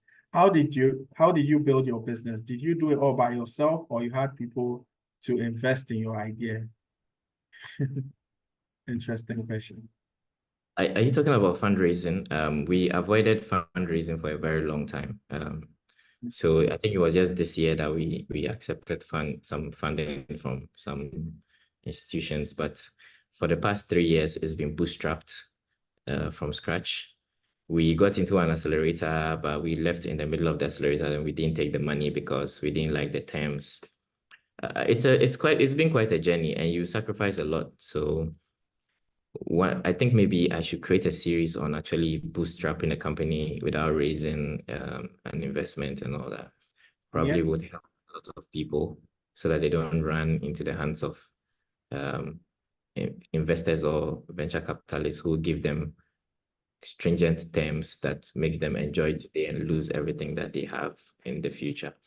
So my journey is quite different from the traditional one that you see. We basically use the tools that are available to us, and it was not just me. I've always worked with other people. So beautiful. So that's it. An investor is looking for profits, friend. So don't think that it's going to give you free money. Pay the price. That's the thing. If you're not willing to pay the price, then you want to take a shortcut to try and pump you up to where you are not. And then later the things expose you. I don't want to talk about our Ghana city, but yeah, anyways. The next question, how did you build? Okay, I think we've done this already. How do you find a healthy balance, Chairman? I think my idea of balance is different from the normal person's idea of balance, probably. I don't have the kind of balance that people usually talk about. I don't have that kind of balance. I'm always working. Like before this call, I think I woke up at 2 a.m. and I was working from 2 a.m. Until now. And I only took the break to jump on one call and then jump on this one, and I'm going back to continue working. So, probably like 18 hours of work every day. And I've been doing that for the past 4 years, building my company. And that for me is balance, right? It's balance for me. Because I like what I do and I enjoy it, and I like to see the results of my work. And for another person, they might have other things that they want to add into the balance. And one thing I've realized is, if you want to balance things out, think about what 20% of things can you do in every aspect that will still allow for those things in your life to be successful. What kind of things can you do with your family? What's the minimal amount of things that you can do with your family strategically that will maintain the bond between you and your family? If you are in school, and I'm doing all this while in law school anyway, so you can still imagine combining all of that with this. When you think about what can you do in terms of my academic work that will allow me to at least get the pass rates, then you go to the next one, your friends, at least to maintain certain friendships. But definitely you need to cut out a lot of other things. I don't do a lot of things that people do. If I'm not in the office, I'm at home, or I'm at a meeting, or I'm on campus. It's usually one of those. Recently, some people managed to get me to go out in the night last weekend and last 2 weekends. And I was recounting that that's probably the first time in about a year that I've actually gone out on the weekend in the year at night. So you choose. If you want something, there's a price to pay for it. And what looks like balance, everybody. I mean, if you really want to live a soft life, your life must be hard for you to be able to live a soft life. I mean, I can get up and go to a lot of countries. I can do a lot of things now. Why? It's because my life has been hard. I chose to do the hard things that I can do the soft life. I can live a soft life, but I still don't choose to do it, right? So choose hard and difficult things. Yeah. Beautiful. All right, someone say, I want to go into data analytics from scratch. Would you recommend online over traditional education? I'm a full-time worker. I think the previous answer he gave covers your question. Thank you so much, Mr. Oswald. And guys, we have one more speaker, and even the time is almost up. So I'm sure we're going to have a number of these webinars as time goes on, and it's going to be a blessing. So the next speaker thank you so much, bro. Thank you so much. God richly bless you. The next speaker we are having is called Linda Lartey, Mrs. Linda Lartey, and she is giving opportunities for people who are looking to study abroad. There are some opportunities out there that you can explore if that is the road you want to go on. And guys, the time is not a lot, so I'm going to hand over to Mrs. Linda Lartey, and she's going to give you a few nuggets. Mrs. Linda Lartey, are you ready? Hi, Pastor Mark, I'm ready. Wonderful. So I'm handing over to Mrs. Linda. Frank, take over. Hi. Hello, everyone. Thank you so much, Pastor Mark, for the opportunity. And I must say that I have truly, I've been really blessed just listening into yourself and Mr. Oswald. Very great insights, and I believe that if we are going to pick on these pointers that have been shared, we are going to really excel. And so thank you so much for the opportunity to speak. Thank you for organizing this event. So I'll just introduce myself again. My name is Linda, and I am a higher education specialist. So I've been in the higher education industry for close to 6 years now, where I have personally helped people to study abroad. So across countries such as UK, US, Canada, Australia, and across these countries where students are going to study. And I like what Mr. Oswald said about traveling. I don't know if anyone noted that, but he said that you should travel when you have the opportunity, and you should put in all the efforts, no matter what it takes. You should travel, because it really does changes your perspective. It changes your perspective. It introduces you to the world out there, because boy, oh boy, there are things happening out there that unless you see it, then a certain kind of inspiration also comes to you. And so I'll just take the few minutes left to share with you how studying abroad can, catapult you into the life that we're all looking for, a successful life. So, I mean, studying abroad is not a new thing at all. 50 years ago, people were traveling to go and study. And if you look at even a lot of our leaders, presidents, past, present, they've all had a certain level of international education. And so that is really, really a thing that you should note. And studying abroad really does influence your life in a different way. And so I would encourage everyone that once you have the opportunity, and I'll come to that soon, once you have the opportunity, you should definitely travel. Why? Because it gives you a lot of benefits that here in Ghana, you will not have it, okay? Or even just Africa, you may not have such opportunities unless you have traveled outside, okay? Again, one of the important things to note about traveling is the postgraduate visa opportunities that are available to you when you have been able to graduate from your course, okay? So a lot of the countries give you some time to stay over in the country that you have chosen to study. And you can stay over, work, do whatever you want. And then from there, you can actually explore permanent residence opportunities that are available. And you would know that studying abroad, the numbers keeps going up, and it should show you that there must be something good happening. And that is why students are also taking these opportunities. Now, I'll just brush over some of the reasons why people go and study. I know this is not news to you, but I'll just go over it briefly. Now, people, again, go abroad to study because of better education. Now, I wouldn't even want to go into our current education system because it's not helping us, okay? So the better education is available in different countries. And this is what people go out there to have that access. Again, there's a certain level of knowledge and skill sets that you may not have just by studying here in Ghana or Africa. And then certain levels of expertise and amenities are also available to students outside that we may not have here. When it comes to, for instance, some science courses, when you go to the laboratory, you don't have a lot of things that you can experiment with to actually get to the understanding that you need. And so studying outside gives you that opportunity. For some people, studying outside is a social status because, hey, they find themselves with a couple of people or wherever they think they are in society, they need to maintain that level. And so they need to take their kids to study abroad. And so that when their friends are talking, they can also talk.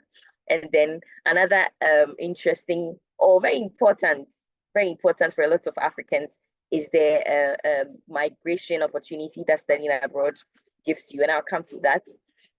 And then again, by studying abroad, you can make very meaningful connections. And I think Mr. Oswald made mention of networking, and he talked about how networking is not just about, picking a phone, calling somebody, but adding value to yourself. And so we'll come to all of that. And I'm very happy he's mentioned all of these things. And you see how these things are connected to making yourself, a better person. Now, planning your journey, okay? When we talk about studying abroad, it's a huge, huge thing, okay? It's not just, hey, I'm going to school abroad. It's a lot of things, okay? And you need to be able to actually sit down and plan what you're going to do. Planning involves where are you going? When are you going? How do you plan to go? Okay, so the major things to consider is your finances. And look, it's not a joke planning to study abroad. The finances involved is huge, okay? It's huge. But again, you got to pay the price. And that's what we all keep talking about, pay the price. And for me, one of the things that I talk about when it comes to finances is look around you, okay? Look around you. Sometimes you have a family member who is actually, who may come along the plan of assisting you to study abroad. Maybe your father, your mother, they've not thought about it themselves, but once you bring the idea and you have identified the good reasons why you want to study, you may find people helping you, okay? So you've not really looked around you, maybe you have some uncles, aunties here and there, that can actually help. I'm not talking about those who just, sing songs and then they never show up. I'm talking about people who really care about your education, your life, your career, and will be able to help. It's not even just family, friends, mentors, people around, not just your family, there are people around who are willing to help, but sometimes they need to see that you yourself are putting in that effort. And that is really important to note. Okay, so the finances is a very, very major thing. Now, your finances will include your tuition fee, your living expenses, and these are huge, huge sums of money. And I don't even want to talk about how the dollar is racing at the moment, because it's usually also really affects the planning and a whole lot of things, and which you should consider, because there are certain times that is a good time to plan to study. Other times you have to relax because look, it entails a lot. So yeah, your tuition fee and then living expenses are key components of finances that you would need to take care of. Now, when it comes to studying abroad, one of the things that a lot of everyone wants scholarship, okay? And scholarships are a really good avenue for students to take advantage to, level up when it comes to graduate studies.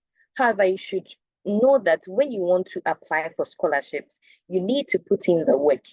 I've seen a lot of people who, they call you and all they want is, oh, I want a scholarship. You want the scholarship, you've not even bothered to look at any scholarship opportunities. You don't even understand anything about it, okay? And you just say you want scholarship, and the onus is on you as the student to put in that effort. Look for some scholarship avenues, so that when you are speaking to somebody who has the expertise, they know that and then they know how to guide you through applying for the scholarships, because it's not easy to apply for the scholarships. And referencing what Mr. Oswald said, it's competitive. Remember, you're in a competition with other people who want what you want. Okay, so you have to remember all these things. It's competitive. What will make you stand out of the many people that are applying? This is very important for you to note. And then also consider the destination that you want to study. There are so many different places, and depending on exactly what you're looking for, you should be able to do your research well and say, okay, hey, I want to study in the UK. I think they have so and so, and it's exactly in line with what I'm looking for. Or Sweden or Denmark has this opportunity that I think will really benefit me, and so I'm going out here. So you should really, really do your research well before attempting to study abroad. Yeah. Now, when it comes to application and visa process, you would have to be very, very, very, very careful. Again, once you have done your research, then you understand what goes into the destination, the school, and whatnot. Now, you can do the application by yourself. Sometimes it's very clear, easy to do. Other times it's not as clear and easy to go through, or you're busy and so you would need help. And that is where probably agents come in the picture. Now, I have worked with an agency before where I've had my extensive experience, and I would say, of course, because of the way we were legitimate, with clients, our clients really benefited from using our services. Even though you can do the application yourself, there are other people who may not be able to do that, and so would entrust agents to do that. And again, you should make sure that you're getting in touch with the right agents, because some people have had to pay huge sums of money and then nothing has been done for them. So that is why I'm here today. Yeah, you can always contact me and I can either recommend something good for you and I can assist you myself. So you should also remember that visa application processes entails a lot, and you need expertise, people with the expertise to be able to advise you. Okay, some people can do their own visa application, but if you feel like, look, I don't have that and I can't do it myself, I would want someone with the expertise to assist me. Why not? Please go ahead and get that help, because again, it gives you that peace of mind. So that is why some agents are there. But please, please, please, no agents can give you visa. Visas are not given to you by agents. Okay, visas are given to you by the consulates, right? So no agents, no matter what they say, they cannot provide you with a visa, right? So whatever services you are paying for, they're assisting you with the application process and not that they are giving the visa. So be very careful of agents who come presenting themselves as though they can give you a visa, by whatever. They will say, okay, bring this document, and it's as though they're going to work the magic. No, please be very, very careful, because some agents have put, even during the application process, they will put details in the application that may affect you later in life. I've seen this happen too many times where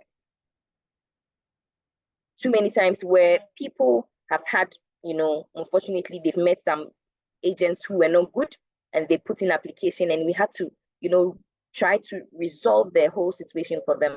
So please be very, very careful when it comes to agents who promise you such huge things. It doesn't exist. Your applications go to the consulates. They are the ones making decisions, and nobody can pay anyone to, overturn a decision.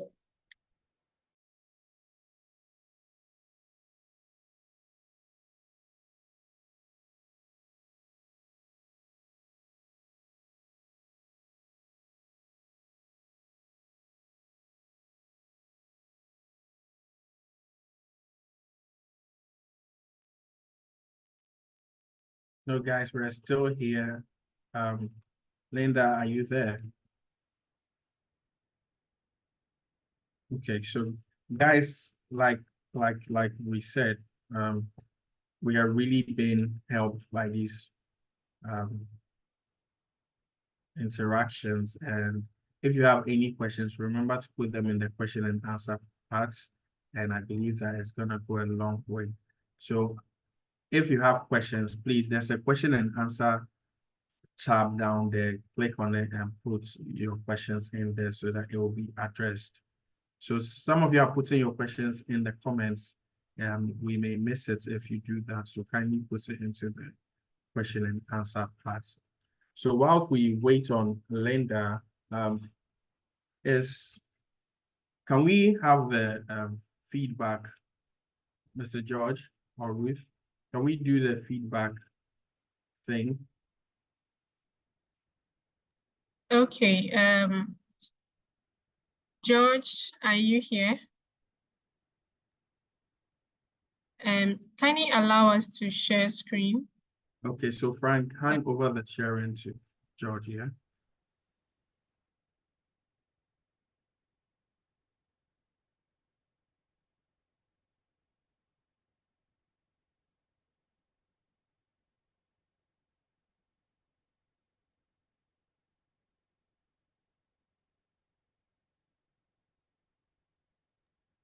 Okay, so whilst we're, guys, so don't leave, stay on. We're gonna take your feedbacks because we're gonna have a number of webinars. So we need your feedback so that we can craft the webinar to suit what you need. So I believe there's a QR code right there, so you can scan it and give us a feedback on what you've experienced so far. All right, so quickly do this and we'll continue with the session. Thank you.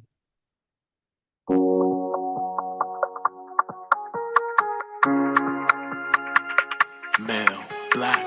Arilari, Arilari, Arila, Arilari, Neruru. Oh, I keep hearing voices weeding, asking me do I trust them, believe. Metari Sadira, Sera, when I give you no greater, no giving no greater. Ozi, Hosanna getting better, Okay, Hosanna some people getting are having better. challenges Ozi, Hosanna getting better, Hosanna getting better. But our voices in my head telling me to surrender. If I should surrender, what I go chop, oh my brother. Inky, can't feel many days, but we never say never. Negative thoughts in my head saying, make I just take stock hour. Many things my eyes are seeing. Mama, mouth not to do complaining. I got wounds on my body, I'm healing. Spiritually battles I'm facing. With a trap in the bando. With a fight like taekwondo. Bruce Lee and a commando. I will see we fall a show. Oh, I keep hearing voices weeding, asking me do I trust them, believe. Better is Adira, he Sera, when I give you no greater, no giving no greater. Ozi, Ozi, Ozi, Ozi, Ozi, Ozi, Ozana getting gera, Ozana getting gera. Ozi, Ozi, Ozi, Ozi, Ozi, Ozi, Ozana getting gera, Ozana getting gera. Tell me every day tables they change. Sometimes get up and change your seat. What you call your homies? Cause some moonies tend to zombies. Vampires on the roof they walking. For your blood they wanna be sucking. Are you praying or you joking? You praying or you joking? We dey sing melodies to kill our sorrows. Axe busy, we stand 10 toes. I realize we don't fold. D2 they'll speed on the road. Better days are getting nearer. Get the best singing Hosanna. Talk to me, oh destiny. Talk to me, I'm listening. Yeah. Oh, I keep hearing voices, reading. Asking me, do I trust them? Really. Better days are nearer. Sera. When I giving up, brother. No giving up, brother. Ozi, Ozi, Ozi, Ozi, Ozi, Ozana getting gera, Ozana getting gera. Ozi, Ozi, Ozi, Ozi, Ozi, Ozana getting gera, Ozana getting gera. Matara voices in my head telling me to surrender. Ozana Yes, getting friends. gera, I hope you're Ozana giving the getting feedback gera. because it's very important. We need to know the I will feedback never say so that we never. can Ozana getting design gera, better Ozana webinars for getting you. gera. So if you enjoyed this webinar, say it. If you have any questions, put it in the question and answer column down there. And Miss Linda is on, so we'll be continuing with the session soon. So let me see by reactions if you are done. If you're done with your feedback, show some reactions. Yeah, I'm seeing the thumbs up. Keep it going, keep it going. Beautiful, said them. Well done. Yeah, I see you, Messi. Well done. Dan. Samuela Bello. Well done. Good. Andrew, wonderful. Okay, so I can say that everyone has put in their feedback so that we can continue with the session. Yeah, okay. No, Mark, not actually. Okay. There are about 121 of them right now, but less All than right, 50 wonderful. of them. So Frank, take over. No, the Mark, sharing. I mean, Continue with your sharing, and I'm gonna hand over back to Mrs. Linda Lartey, and hello, she's Mark. gonna finish Hello, Mark. on traveling abroad to study. Beautiful, Rahima Latte. I see that you're done too. Great. Uh, Okay, Ophelia Ohunyo, done. Wonderful. Charles, done. Good. So Frank, yeah, share the screen for the slide so that Miss Linda can finish the presentation. All right, Miss Linda, handing over to you. Okay, thank you so much. So sorry, apologies for the break. So yeah, back to our discussion. So there are so many benefits of studying abroad, okay? And I'm just gonna touch on these ones because again, yeah, We can't hear Miss Linda. Linda. Hello, Miss Linda. Hello, can you hear me? Okay, yeah, we can hear you. So during the feedback session, only two people. We still can't hear you, Linda. So if you can. Hello. We can hear you, Linda, actually. Okay, that's fine. Sure. So Right, I just want to prompt you that whilst you are where you were letting learners give us feedback. So after you finish with the session, before you take questions, kindly nudge them to give us feedback, because during the time we asked them to, only 3 people out of 121 learners on the call have actually given their feedback. Oh, wow. Thank you so much, Mr. George, for that feedback. So, Miss Linda, after your session, we'll have another session for feedback. And guys, please don't leave without giving feedback. It's a free webinar that you joined, so your feedback is very important to feed us on how to draft what you need. Okay, so please, every single person should do their best to give feedback. It's very important, guys. All right, over to you, Miss Linda. Okay, thank you, Pastor Mark. So yeah, back to what I was discussing about the benefits. I think it's a no-brainer. And referencing what Mr. Oswald shared again, you should really take up the opportunity to travel when you have the chance, because again, your career advancement is linked to your, travel. Why? Because you are going to be exposed to so much opportunities.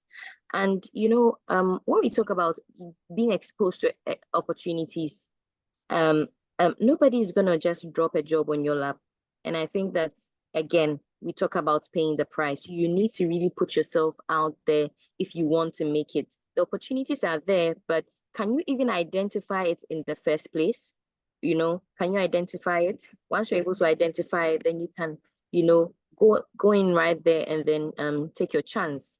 Again, your personal development is going to be improved by studying abroad. And there's a whole lot of things that you learn out there that you wouldn't learn if you were just here in Ghana or just around. You also benefit academically, because of course that's the main reason why you went there. And when I say benefits academically, you're exposed to a lot of professors who are very learned. Some people are practicing in the industry already, and so they bring to the table the practical experience that they have, and they're going to be, teaching you all these things.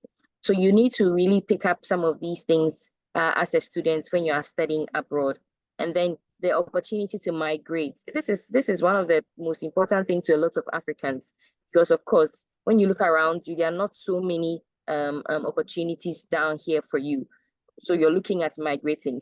You can use the study abroad as a route to migrate, and a lot of people are doing that. And a lot of people have moved with their families through this study abroad route. So it's a way that you can use to also migrate. That is if you're looking at migrating. And then quality of life. Generally, your quality of life is improved, because when you look around you, study wherever you're studying, if it's UK, US, Canada, if you're not being inspired by the things around you to live a quality life, then I don't know what else you could be doing. So the whole benefits of studying abroad really also depends on you. Please, if you can move to the next slide. It really depends on you. Why? Because if you take the same energy, if we take the same energy in the same individual, in the same country, or say in the same Ghana that you're living, they could use that same energy to bring out a lot of opportunities and succeed in their lives. Why do I say this? We have a certain mindset that does not help us as Ghanaians, and we really, really need to change our mindset if we want to make it out there, because it's not just about being timid. In fact, I really enjoyed Mr. Oswald's session because I draw so much from what he said. Like, I'm referencing again from one of the things he said about the fact that when you're in Ghana or when you're growing up, they tell you, you have to be humble. So you don't put your life out there, and you're timid, you don't talk. When they'll say in Pinifo Kasa and Kwalan Kasa, all of those things makes us really timid and not, bring out the best in us. We are not saying you should be proud, but there's a way to put yourself out there that really situates you for opportunities to also find you. Because at a point when you have developed yourself and put a lot of value in yourself, the opportunities come chasing you. But before then, you need to put in the work, put in that effort, do the hard work, So for instance, if you have gone to learn in Germany or any country that their primary language isn't English, you need to be able to learn the language. You're a young person, why wouldn't you learn the language? It gives you a certain leverage. You get it? So you need to learn the language wherever you find yourself. It's if English isn't the primary language, and then join societies when you go to school. Again, you have to also be careful, because you need to understand the society you're joining. But when I say society, usually I mean, for instance, when you're in the UK, you are in an institution, they have African Union or like African Students Association, or different interest areas that you can pick just to find friends, network, and then you can grow in such areas. And then by joining these communities, you actually make very good friends who will be, impactful to your life and your career. So these are things that you would have to pick up you need to change your mindset. If you really want to succeed, you need to change your mindset and be proactive. Put yourself out there, because much as the opportunities are available, I tell you, nobody is going to give you the job right just like that. You need to work for it. The next slide, please. Yes, and again, you see that the things that we all talk about are the same: taking advantage of internships and then volunteering. Look, when you have graduated from school, there's not much to you. And when anyone looks at your CV, there's no reason why they should employ you. What skills do you have? What are you bringing to the table? But if you're able to take in internships seriously or volunteer at different places, okay, you see that you are rather giving yourself, you're creating value for yourself, so that when you put it on your CV and they look at it, it's like, okay, this person has so and so skills that we need them to be part of our organization, and then they can now pay you the huge sums of money that you're looking at. So don't think just about money. Think about putting value to yourself, and then the money will come chasing you. That is how it works. But it's hard, and you need to have that in your mind, that it's hard work. Again, one of the things that we don't like to do is to build relationships with our professors. I can tell you that for a lot of people who attend universities or whatever, they are just passing through. Okay, they are passing through, and that is where a lot of people also feel. Why? Because when your lecturer is marking your scripts, they don't know. It's just an index number they see, or a student's number, student ID 1005 or whatever. He doesn't see a person. But imagine that you create, you practically decide, okay, I want my lecturer to know me. So you are very active in class, you ask questions, you answer questions, you're very participative. Don't you think that your professor will even take notice of you if there are any opportunities? They would like to, have you, take advantage of that opportunity. So it's very important to make sure that your professors know you. Again, you have to also read the environment you are to understand the professor that you're working with and know how to relate with them. Okay, but definitely making sure that you're known in class is a very, very key thing. And then taking advantage of trends. When it comes to IT, the trends they are uncountable. There's so many trends at every point. What can you do? What problem can you solve? What can you take advantage of? What trend can you take advantage of, to solve a problem that will make you relevant? Because it's all about solving problems, making yourself relevant. Okay.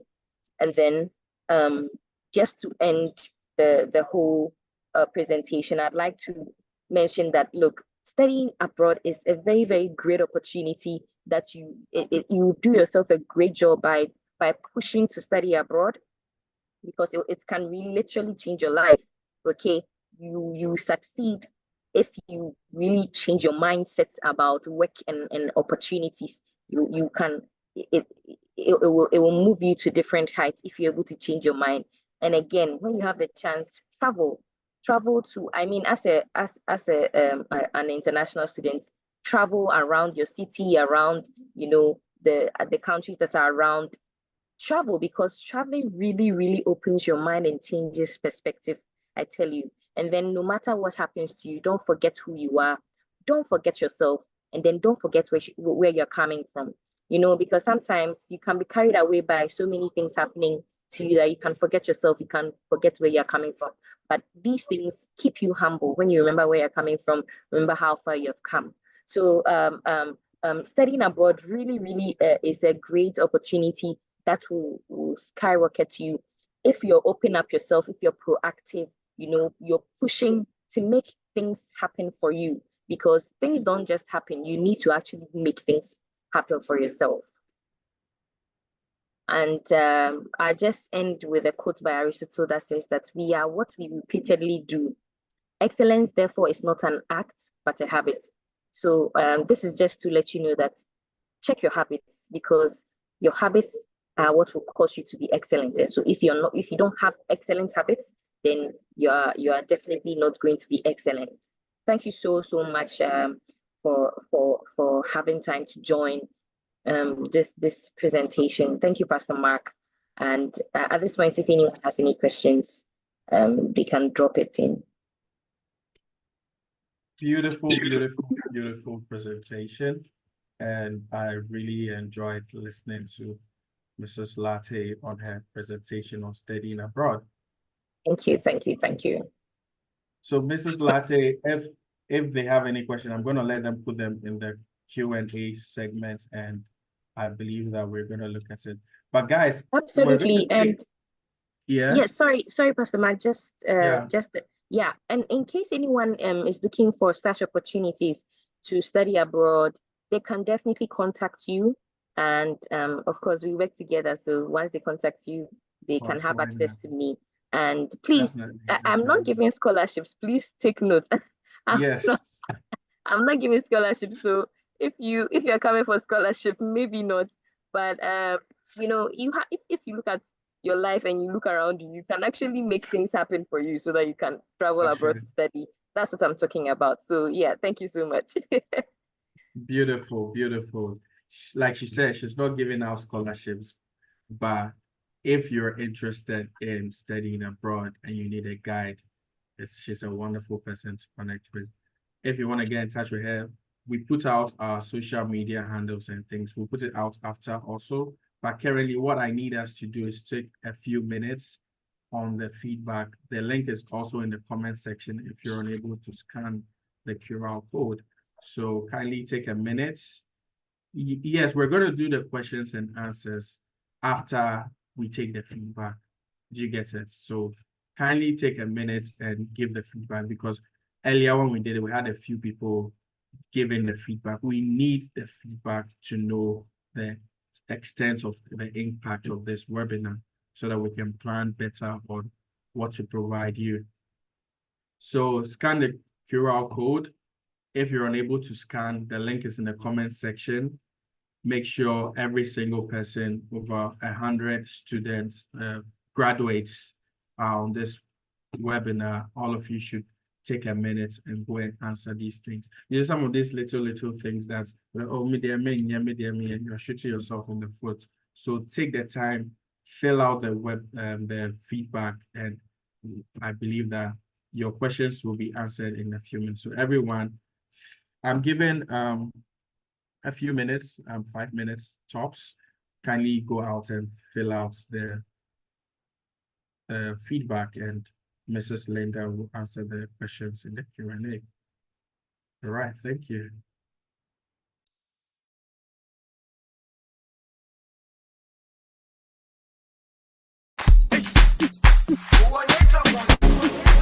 Jerusalem, Ikayalami, Gilondoloze, Ambenami, Zungangishilana, Jerusalem, Ikayalami, Gilondoloze, Ambenami, Zungangishilana. I'm not perfect, I came from ruthless times as a juvenile.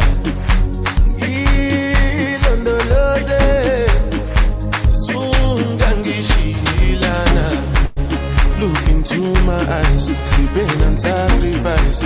What's goes on my mind, just trying to survive.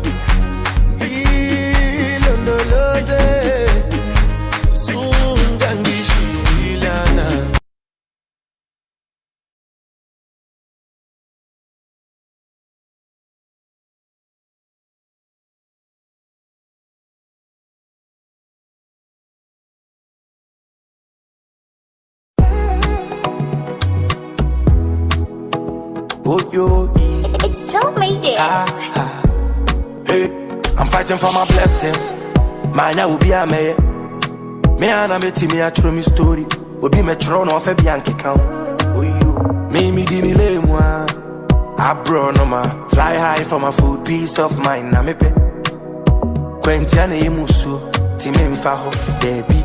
Mon frère fils, I don't baby mune. Mon famo dear no man, so me baga pepper me pabo. I won't quit time when I'm what you eat. Mon frère ma miss, I don't baby mune. Mon famo dear no man, so me baga pepper me pabo. I won't quit time when I'm The oppressor will buy me yaseno, then yasena me frantoma. Ubo media ya for hene count, baby this year, may a baby this year pa. The oppressor will buy me yaseno, then yasena me frantoma. Ubo media ya for hene count, baby this year, may a baby this year pa. I dear making, I dear matey. I say my child will come, so mempere. Time on call you minim, Ubian Sube. Ubi and Yanisikan unim quine coro. Be one and quine unim nam coro. And tis a wooty pupua will be the Biana cubing quine. Hey, free like a butterfly, searching for my peace of mind. Where you can't jam me a bye bye. Miss me go soon, I'm quine so. Free like a butterfly, searching for my peace of mind. Where you can't jam me a bye bye. Miss me go soon, I'm quine so. Your person will buy me yaseno, then yasena me frantoma. Ubo media ya for hene count, baby this year, may a baby this year pa. Your person will buy me yaseno, then yasena me frantoma. Ubo media ya for hene count, baby this year, may a baby this year pa. Yeah, hello the kind, meba, a just saying meba. Baby, I would jam a honum no and your hona mecca. Sorry, meda, me sorry, I meba. Of course, forward ever, backwards, dear never. Kofi Annan, who be ye be weird. Jonathan was coming from a mube ye be weird. Despite as I'm watching my baby be weird. Your glory days are here. I'm fighting for my blessings. Mine will be a mayor. Me and I'm a team, I show me story. Okay, beautiful, beautiful. So some of you have been able to fill it, and I'm seeing some comments where some people are unable to click it. So I'm gonna speak to people, and we're gonna send you the link in your email also, so that if you were unable to give the feedback, you could give the feedback through your email. So I'm using a cell phone, so I can't scan. And okay, so those having challenges because you're using your cell phone, we're gonna send a broadcast email with the link once more so that you could give feedback on this webinar. Thank you all so much for joining this webinar, and I hope you enjoyed it. Some people have a few questions. Let's touch on these questions before you go. How do I switch to a tech startup from scratch? How do I switch to tech startups from the scratch? Which fundamentals or basic courses do I do? Oswald's not well here now, but for that question, I believe that first of all, find a problem that you want to solve. Find something you're passionate about solving, because starting a business or doing a startup is not easy. There's so many hurdles ahead that you have to jump over. But first of all, you need something you are passionate about, because when the challenges start coming, if you are not passionate about it, you run away. So first of all, find the problem you want to solve. And I believe that this anonymous attendee has gotten an answer to start from. Find something you're passionate about, or a problem you want to solve, or something that when you see, like, it's a problem to you, because like Oswald was saying earlier, he had a problem. Sometime back when we were copying movies, people had it all jumbled up. So he developed an app where it will just take only the videos and leave the files. So that's a daily problem that he solved. So look out for a daily problem. If you're already even in a working somewhere, and also, guys, don't be too quick to quit your job. Do you get what I'm saying? Try as much as possible to balance and do your startup in a certain way, until maybe you reach a certain point where you realize that your startup needs your full concentration. Then you can quit your job and go and do it. Do you get what I'm saying? All right. The next person, I'm a businessman schooling at the same time. Currently, I need to raise some funds to invest in a particular. Can I find a business partner on LinkedIn who will be willing to invest in my business? All right. So the thing about LinkedIn is about positioning. So like we said, if you are putting out your story out there and people are looking at it, someone may see the potential in what you're doing and be like, oh, this is something that is interesting. But don't go out there and go and raising funds on LinkedIn. Nobody's going to mind you. Do you get what I'm saying? Don't go out there, because when you meet a beggar on the streets and the beggar is saying, give me money, you hardly give the person 100 cedis, 200 cedis. Just find some change. But if you are providing solutions and someone sees that, hey, this person is providing a solution, it's something I want to partner with, they'll reach out to you and say, hey, I see the work you're doing, I like the work you're doing. Can we partner on it? Can we collaborate? And also be very careful when entering collaborations also, because there are some legal aspects of it. It's also something that as EMP, we're looking to do business mentorship, because we find a lot of entrepreneurs having challenges and questions that if they had someone to speak to, it would have helped, or certain webinars like these can actually change the course of it. So these are some communities that we are putting together, and I believe that it's going to be a wonderful time. Thank you, Mohammed, for your question. The next person, how can we connect with Miss Linda? Okay, so kindly, Frank, can you please put up the social media handles so you could connect to EMP and just send a DM and say, hey, I want to connect with Miss Linda, and we'll connect you. Thank you very much. Then the next one is, what does it entail? What does it entail in getting a full scholarship? All right, so send a DM. Frank, if you're there, kindly put the social media pages up. Mr. George, if you could put down the feedback and put the social media pages up, and you could connect to EMP, send a message, or even with your ALX fellow, just tell them that, oh, you want to connect with EMP, they can connect you easily. That's not a problem. What does it entail? Yeah, so Miss Linda, when you connect, Miss Linda will help you with that. How do I get your F1 visa? All right, so like I said, the same answer applies to you. Find a way to connect to EMP, and we'll connect you to Miss Linda. Thank you. Please, can a distance education graduate travel abroad? Bro, nothing is impossible. There's so many opportunities out there. It's just that you need to put in the work. So if you connect, oh, Miss Linda, you're here, right? Yes, please, I'm here. Yes. So the person is asking, please, can a distance education graduate travel abroad to school with their certificates?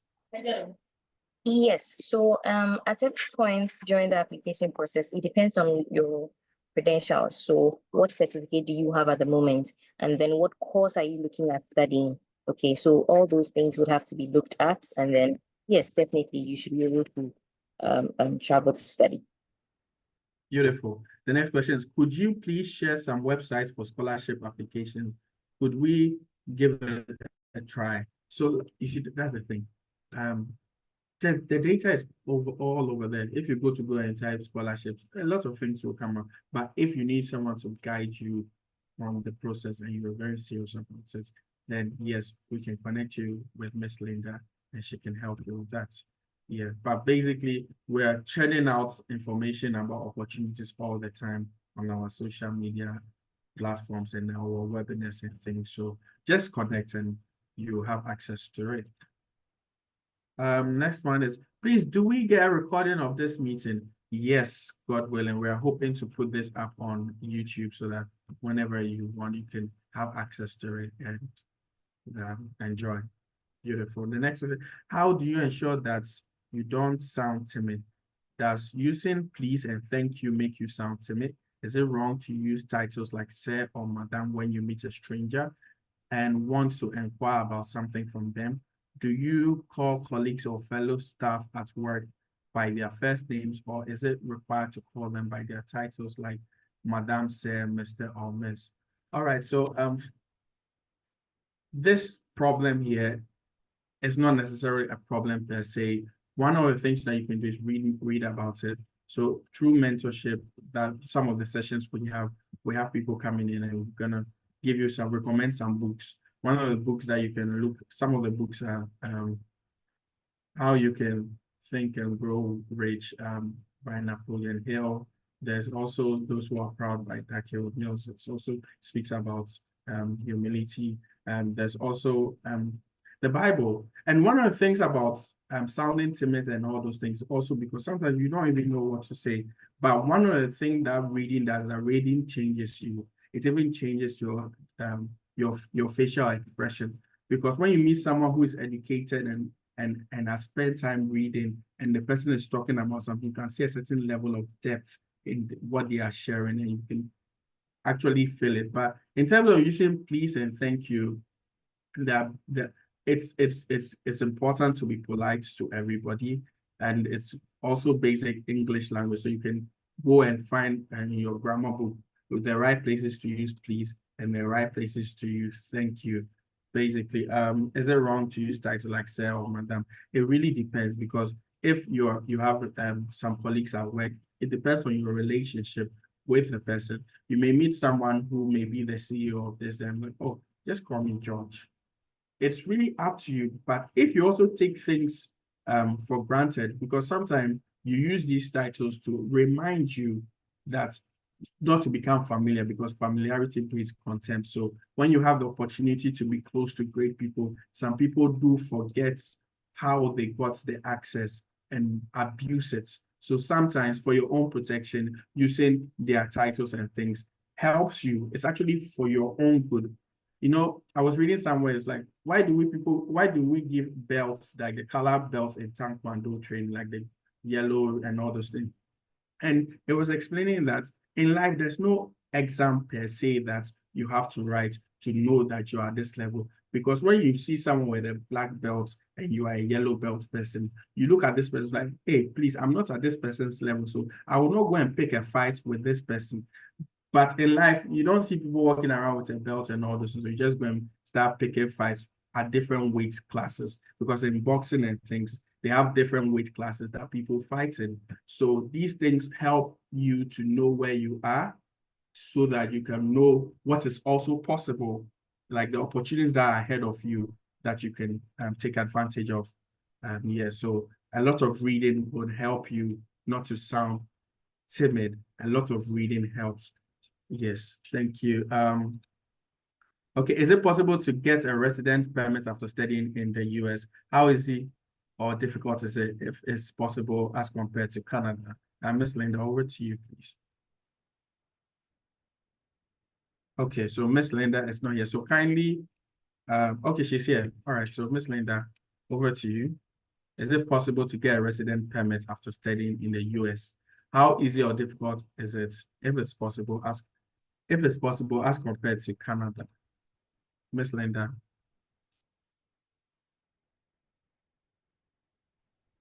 All right. Yeah, Miss Linda. Yes, so someone was asking, is it possible to get resident permits in the US? And also, how compared to Canada, how easier is it? If you can shed some more light on it.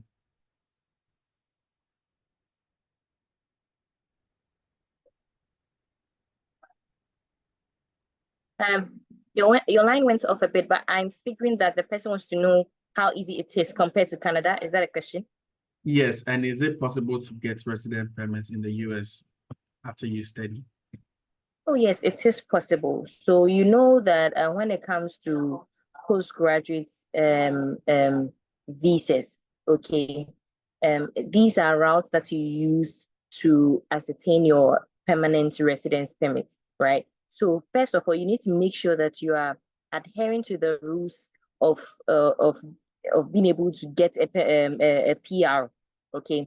So because if you, for instance, you must have a certain level of GPA, you are passing your exams. All of these things are important to note before you even apply for the PR. You get it? So you need to make sure that as a student, you're doing what you have to do. So in terms of working hours, you don't, work beyond the time limit as a student, so that when you finish and you're applying with all the things that you have, your documents, it's easier for you. You get it? So of course it is possible, but there are eligibility requirements that you need to meet. Beautiful. Yeah, thank you for that answer. Also, please, I want to connect to Mr. Oswald. Yeah, send a DM. You can also use LinkedIn and all those things. But like I said, if you connect to EMP and we're having our programs, I think it gives you access to some mentors that otherwise you wouldn't have access to. So that's one way to go about it. Thank you all so very much for joining this session. And before we leave, I want to share something very important with everybody. The Bible says that what shall it profit a man if he gains the whole world and loses his soul? Yes, we've shared a lot of things that can help you better your life. But one of the things that I want you to understand is that the first thing that you need to secure is your salvation. Yes, we've spoken about traveling abroad. We've spoken about networking, connecting, overcoming challenges and all those things. You realize that when you watch certain movies and others, you find that there's a spiritual aspect of everything that people do. People are, yes, paying prices and all those things, but yes, Jesus is the center of it all. So if you are there and you feel far away from God and you would like to say a prayer with me, kindly close your eyes and repeat this prayer after me. Say, dear Lord Jesus, I know I am a sinner. I ask you to wash and cleanse me with your blood. Please write my name in the book of life. Thank you, Jesus, for dying for me. In Jesus' mighty name we pray. Amen. Beautiful. Thank you all so very much for joining us. And I really, really enjoyed this session. And we're looking forward to your feedback. So remember to check your emails. We'll send a link for the feedback for you so that you can fill it out, and watch out for the next webinar. Thank you so much, Miss Ruth, for having us. ALX, we love you so much, and we're looking forward to more interactions. Please, sorry, having issues with my neck. Please, a recording, will it be possible? Yes, so we're gonna put it up on YouTube as soon as possible. So it's gonna be on the EMP page. So like I said, try and connect to the social media handle so that when it's out, you'll be aware of it so that you can make use of it and refer to it. Thank you all so very much for joining. Thank you all. Thank you. So I'm going to hand over back to ALX, Ruth, and the feedback. The feedback, guys, the feedback is very important. Let's give the feedback and watch out for the next webinar. We have some exciting webinars planned. We're looking to do a number of them every month. So stay connected so that you don't miss the next webinar. Peace out.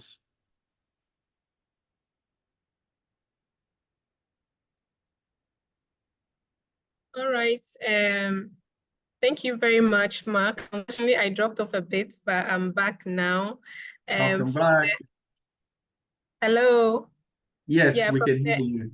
Okay, thank you. So from the ALX team, we want to say a very big thank you to Mark and to the entire elite mentoring group, and to all our panelists who are here today to share their wisdom and their experiences and to give us insights into how to navigate the global landscape, okay, and to take advantage of the opportunities out there. We are so grateful for joining us. We are so grateful for coming to share this in-depth knowledge with our learners. And we'll do well to reach out to you anytime that we need further support or do more collaborations with you in terms of sharing your knowledge with us. So a very big thank you to you all. And thank you guys also for joining the session and for making this session a very interactive and a very live with all the questions that you asked, and giving us your feedback as well, which is very important. So thank you very much, Mark, and the entire elite mentorship group. So we're going to leave the feedback on the screen for those of you who are not able to scan or share your feedback. We're going to leave the feedback on the screen for you to give your feedback. But once again, thank you so much for joining and have a wonderful day. Bye-bye from the entire team of ALX. Bye.